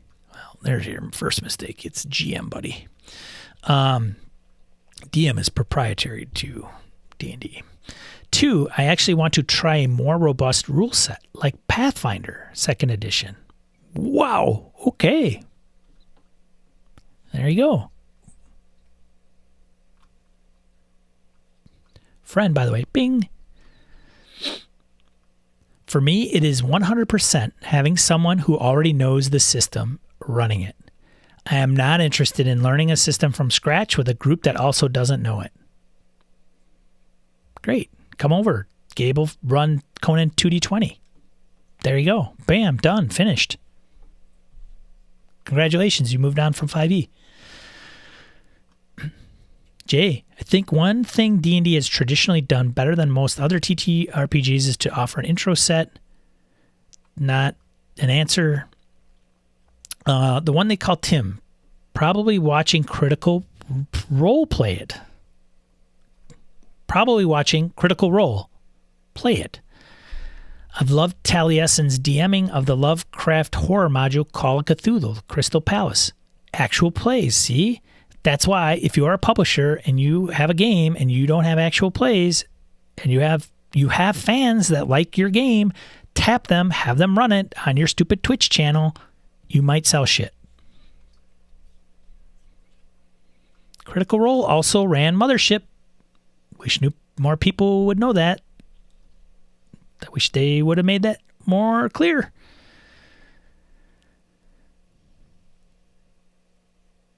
Dude just wants to be comfortable. Nerd meat. You. Nerd meat. Hey, don't hack it till you try it. Nerd meat. Hashtag nerd meat. This is Army Hammer, the podcast. Gamers. Gamers. One reason. Gamers. All right. I'm always interested in playing new games as long as there is someone there to guide the game and help people learn. Nothing is less fun at a game night than sitting around reading how to play for a few hours.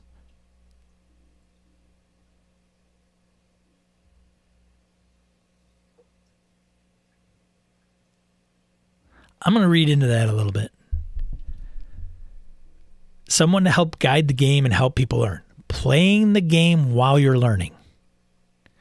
Nothing is less fun than reading the rule book for a few hours together. You know, Michael, yeah, they have. And I know Call of Cthulhu has been called out. I don't know about Deadlands. What? Why aren't they just putting the huge game out there?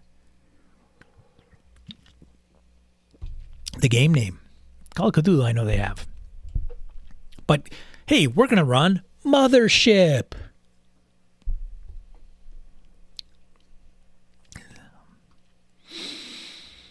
Are they going to be labeled not cool? No, it'll be fine. All right. For me, Sage of Sorcery says, it's about lore. I bought all the Scarred Lands books because the world was so very compelling. I don't play 5e. Oh, come on. But I own Curse of Strahd and Tome of Foes because I love the stories and lore. It feeds my imagination and serves as inspiration for 4e. That is, well, correction. They said D&D. They didn't say what edition. So if he's only playing and has ever only played 4e, okay. That it does pertain to him. Sure. Okay. Sorry. Whew. I gotta watch myself. All right. This is going to be great. A well laid out rule book. A DM who can teach the rules gently.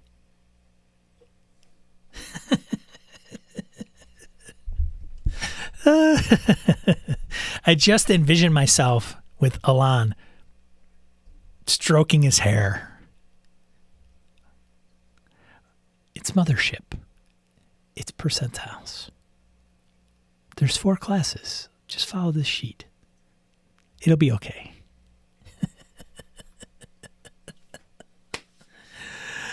Rules gently. That is too funny. A well laid out rule book. Come on, there's tons of games out there with well laid out rule books. Now there's tons of the games out there that don't have well laid out rule books. Teach me. Teach me softly, teach me gently. Na, na, na, let me go. What's that 70s song? Come on. Na, na, na. I don't even know the actual words of the song, or the actual name of the song. Rock me gently. Rock me gently, rock me slowly. Take it easy, make it slow. Something like that. All right. Teach me gently. Teach me gently. What is that song?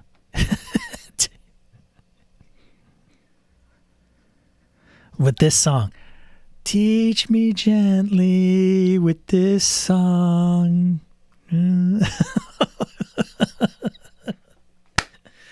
How to RPG, boys and girls. Frickin' cranking it up to 11 today.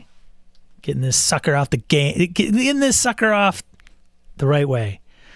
A friend, Bing, I know for a while, asking if our group would like to try out a thing would have better chance of getting me to try it than random stranger telling me how something is better than D&D and how and I should play it. In fact, the latter might make me not want to ever. Yeah, I get it. I don't know why, but I get it. Like, I don't... Have you heard the good news? Like, hey, like, let's not be religious zealots about it. Let's, be kind. Andy Kim, rock me gently. Yeah, Michael. Bingo, baby. Jason, Pemberfoot. This guy. Happy Saturday to you, sir. Good to see you, man. I hope all is well. Oh, man. Good to see you. Glad you joined us. We are, for those just joining, talking about James Introcaso. If you're not familiar with James, he's the editor of MCDM's Arcadia magazine, and he's done lots of different D&D stuff. And he posed the question, hey, D&D players, if you've only ever played D&D, what would it take you to play a different game? Very simple. We're talking about it today on How to RPG. All right, so the lore and community. I don't really care much about the game system. The main system I got into D&D was the amount of lore videos on YouTube that got me fascinated with all the world building that went in to the Forgotten Realms setting. All right, cool. Okay. Those are tough because that's going to be a real personal choice, right? There's Planescape. There's, what's the other one that everybody wants released? The Sticks and Stones one. Burning Sun Citadel. What is it? Come on, help me out. Sun. Shit. Dark Sun. Dark Sun. Now you guys are typing in there. Dark Sun. You know, there midnight. There's a lot of settings out there. That's another thing that kind of perplexes me. Like people, and I'm one of them. I wanted Eberron for 5th edition. I got it. Boom. I'm not playing it. I'm not running it. But, you know, some people will poo-poo 5th edition and they will like Dark Sun or they want Dark Sun. I guess my where I'm going is, why not just run Dark Sun in 5th edition? Like, do you need an actual 5th edition version of Dark Sun? I don't know. I know the conversion things are a pain in the ass. Personally, that's what I would look at it. But I don't know. You can. Hey, Brett says you can just do it. Like, hey, it's that easy, which is true. Like he has a point. I'm not making fun of Brett, but for those of you that don't follow Gaming and BS, Brett's my co-host over there. Anyways, literally anyone in my party suggesting to play another tabletop role-playing game. I'm not married to D&D, but it is very accessible. Bing, friends.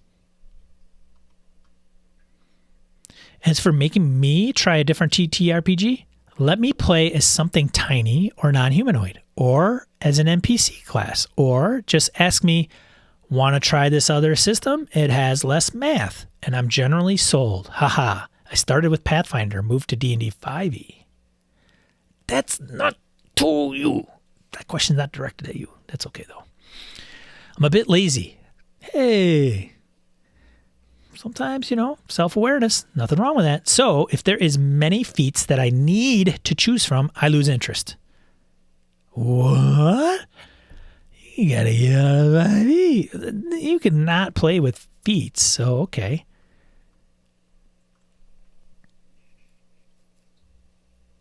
Brett's salary word. I do play Jason Pepperfoot. I do play by other games, systems, and genres of tabletop role-playing games. At the end of the day, it's D&D that is the comfort food for TTRPG, no matter the edition. It is a fallback. I brought this up the other day to Christian Serrano, I think it was. We were talking, and I'm like, you know, I told him, hey, he joined our Discord. I said, hey, you know, our Discord is good conversation. A lot of fantasy talk, right? A lot of fantasy games going back and forth. You know, there's a mantra, no shitting on people's stuff, right? No harshing their gig. Have an opinion, but hey, let's be conscious of how we express it. And that is like, that is hugely important, right? Because we another person's jam is another person's ugh, you know, and we don't want to do that, okay? But, you know, I told them, there are some D&D 5e players on there that are running 5e, and I think we all have to some degree, maybe one shape, not all, but there is an overwhelming, like it's like a fallback. It's Old Faithful. It's, you know, my home group just kind of, you know, when we're done playing Cyberpunk, right, we're going to back to 5e. So, and it is kind of comfort food, Pemberfoot. That's my point in this comment right here. In case you didn't gather that, I'm really trying to get to just that. I want to play an RPG, but I don't want to do any reading or any work to figure out how to play it.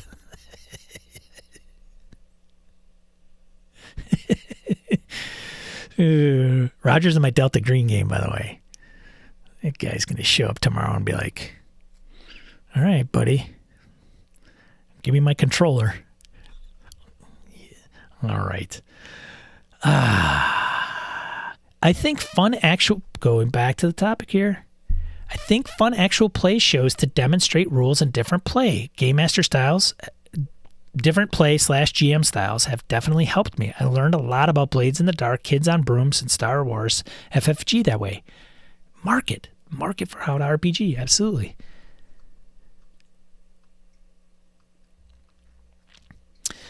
Next one. Luckily, there are tons of us on TikTok. Bang, bang, TikTok. Who do mini lessons on other games. Use hashtag whatever, join us. Blah. Chilling.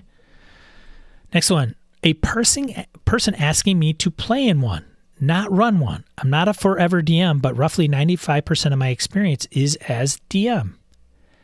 Again, I could spam this guy. Come over and play these games. There's 5 different ones being offered right now. 6, 10, I don't even know. There's so many.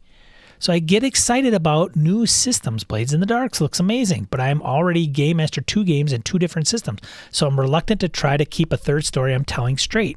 So let alone learn a new system with enough mastery to help other new players. Yeah, we get it. Game masters, come over. Come. Play a game. And in turn, run a game. Play a game, run a game. Leave a stick, take a stick. Leave a book, take a book. The RPG exchange.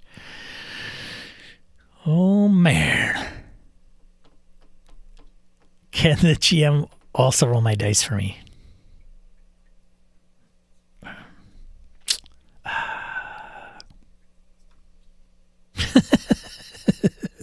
Roger. I've always wanted to try playing something in the Apocalypse core. Apocalypse. Like Monster of the Week. It honestly seems like a simpler system that's alluring to some players because of the modernity of supernatural shows and things of the like. Yes, Scott, you too can play a game like Supernatural or Leverage. Actually, there's a game that's actually called Leverage based off the TV show. Yeah. But dude, Blades in the Dark would run it so much better. Maybe. Maybe for some people. I don't know. Random character generation. I've played long enough to want a challenge. Challenge of trying. I've played long enough to want the challenge of trying to roleplay someone out of my comfort zone. Travelers, Viander, Flames of Freedom allow me to do that. You already moved on, buddy. Who just plays one game and says they're done? Just one for me? Just one for me, thank you. This seems so strange to me. I suppose I've just always been a gamer with gamer friends. There are so many great TTRPGs out there, especially the classics. Thanks, Greg, for the commentary. That question is not towards you. Move on. I've been running games lately on my disc, and something I've noticed is they feel like there are too many rules or mechanics to learn. I've been running Blades in the Dark, and I walk them through the mechanics as they're brought up, and it seems to be pretty effective most times. Okay. As others have said, someone to introduce me to the game and play with me, but also a suitability to the kind of worlds I want to play in, mainly fantasy, and that it still requires the use of pretty math rocks. Okay. Jason, other games totally excite me about certain rule creations. Some have a real cool part of the system, but then the majority of their stuff is a rehash or weak. I can say D&D has one of the most stable rule sets, and that's not saying much about RPGs in general. Brett wants to do that. Brett wants to make his own game by picking and choosing kind of what he embraces. I think I think there's a lot of games that have come from those.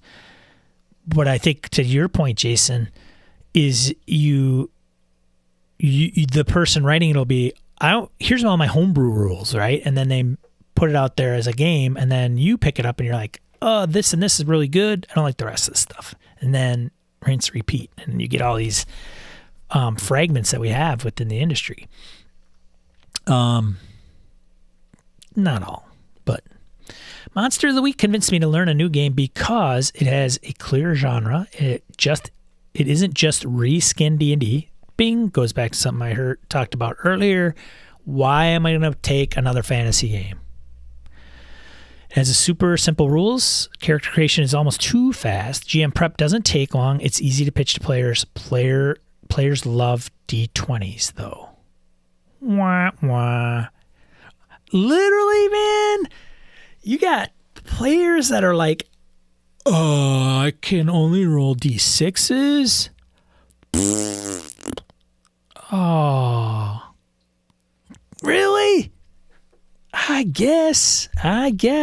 Hey, Come on, positive force, Sean. Positive force. Positive force. Positive force. People love D20s. All right. Take 2 D20s, right? Gabe, where are you? 2 D20s. Bam, throw them on there. Play Monster League, just use and do two D20s. 1 D20, I don't know.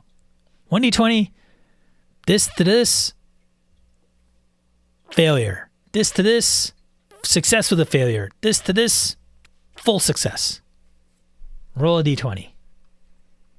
Other things that convinced me to try a game, a video series explaining the rules with examples. Booyah! Actual play videos with newbies playing. Booyah! Cheat sheet handouts for GMs and players. Bingo! And a solo play adventure to learn the game. Oh, see Alone Against the Flame. Yeah. I gotta write that shit down there. Michael Phillips. We know Michael. He comments on our Twitter account quite often and listens to the show. Thinking back to when that was the case for me, the Place Something Else crowd. The Place Something Else crowd? The I'm begging you to play something other than D&D group. D&D group? They would need to go away. What? They're the strongest incentive I would have had to not switch. Okay. Moving on. The genre. I feel that D20 really doesn't work for super heroics. No. Mutants and Masterminds? I don't know if this person's tried it. I don't know. He might have tried it. It's not a thing. I don't know. D20 may be my least favorite die. Roger French. Hey, bring on the D12. Come on, let's give that sucker some love, man. That die. There's a meme in there. Like, just some love. Come on. It's like the ugly dog at the pound. Come on. Personally, I would say, what genre are you looking for in order to recommend one to try? That's not you. Some friends inviting me to a game. Bing, friends. My stupid brain finds reading rulebooks to be a very hard way of learning how to play games. So if someone invites me to play one and lets me learn as I go, I'm usually super keen. Yeah. Let's take a step back here.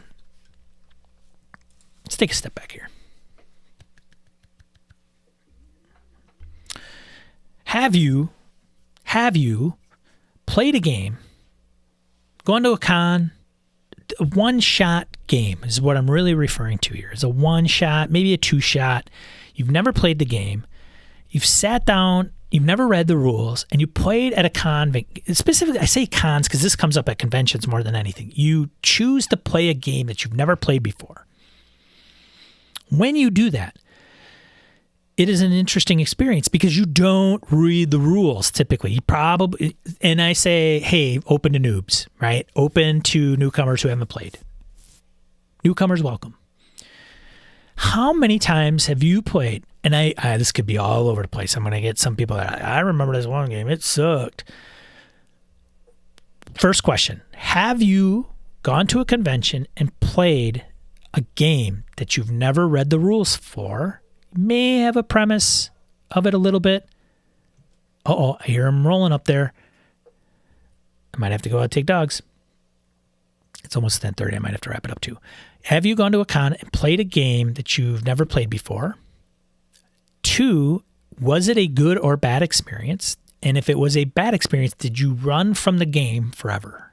Like, did that taint your either overall outlook on the hobby or the game itself? So in other words, you went to a con and it was a con and they were running insert game title here, and you vowed you would never play that game because of the experience you had at that one shot. Third, what kind of experience did you have? If it was a positive one where they didn't have to give you the rule book to play. And was it that hard? Were the learning curves that steep? Like, I find that you could go to a convention and play almost any game, and you don't have to go into the deep end. You don't have to buy the 200, 300 page rule books to play. Come on, tell me.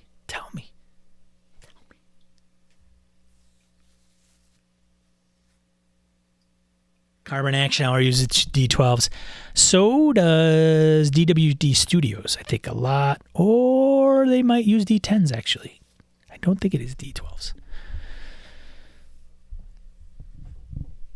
Dungeon Crawl Classics has the best magic system. Okay, first of all, Pemberfoot, you got that sentence wrong. It's supposed to be Dungeon Crawl Classics has the best system ever. You're supposed to capitalize it and put an AR in there, just in case anyone is wondering.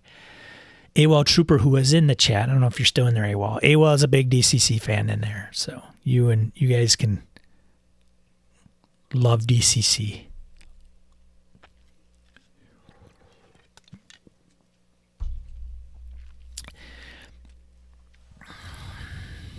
There you go. Just played a one-shot of Merkberg last weekend. Stupid fun. Have never looked at the book. Bango, bango, baby. Nice. Craziness, that system. Fun. Like obscene fun. Obscene, insert laughter. Yeah, for a single session, you can get away with basic system knowledge. Pemberfoot. Yes, it was the Warhammer RPG system. Horrible experience, honestly, but it didn't turn me off from the game itself. I consider it just a mix of bad company at the table, sadly. Yes, agreed. And we hope that occurs, right? You don't want these knuckleheads that can't run a game at a con taint the whole hobby or taint that game because they suck. So hopefully people understand that all game masters, or they don't run it well or yeah. AWOL Troopers there, yeah. Speak the truth, DCC. Represent. Whatever, however it goes. Just bought more DCC dice at Gen Con.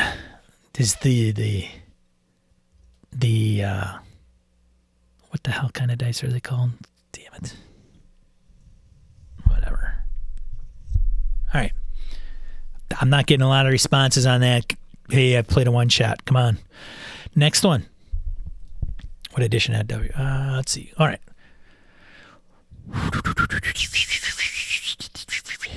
Loads of weed. Oh, great. Skip, Bobby. Ease of entry. This is why I like Monster of the Week. Character creation is a breeze. The books are easy to get and in all. It's just a simple system. You already moved, Stanley. It's not for you. Kevin, honestly, all I'd need is a group with a little patience and time to teach me. I mean, are people on frickin' islands, man? Sometimes it's like, I just need a group to help, like pitch it or propose it. Like maybe it's they're only in their home group, but man, get on your little rowboat, man. Get to the mainland. There's plenty of us here that'll teach you a lot of different games. And we're patient. Oh, I hear my mom. Oh my God. Freudian slip. I just heard my wife. So I'm either going to have to call this a day, which I think I probably will. I'm going to call it. Got to take the dogs out. I've been on here for 2.5 hours. So thank everybody for joining me this morning. I really appreciate it. I know you guys like, well, he's not over here. He's over here. Now he's here. Going forward, this channel, Saturday mornings, subscribe. Do me a favor. Subscribe to the channel. You'll get notified if you want notifications. If you don't want to, I'm not putting out a ton of videos, so you're not getting the dings every time. But do me a favor. Subscribe to the channel. Turn off notifications you don't want.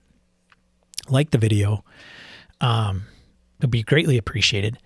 I co-host with my buddy Brett, Gaming and BS podcast. It's an audio show. It's the flagship show. Go to your podcatcher of choice, find it. We will be streaming on YouTube on the Gaming and BS channel Monday nights, 8 p.m. Central Time. If you'd like to join us live, you don't have to. You can just get the audio show later. But that's where we'll be, on YouTube. Other than that, I appreciate it. You can follow me, How to RPG, at Twitter. It's at How to RPG, just like it's spelled out. If you like, if you don't, that's okay. Otherwise, I'm still in the Discord of Gaming and BS. So I'm a little all over the place. But again, I'm trying to get something off the ground here on how to RPG. I think there's a market for some of these things that people are pointing out. Like, hey, if I just had this way of learning it without having to read this tome or easily to understand, some of these rules can be a little overwhelming. I'm in the same boat. Rule books are kind of fun to learn, and then it's like, So I wish you all a great weekend. May your games be well, and remember, be a positive force in the tabletop RPG hobby. We'll see you later.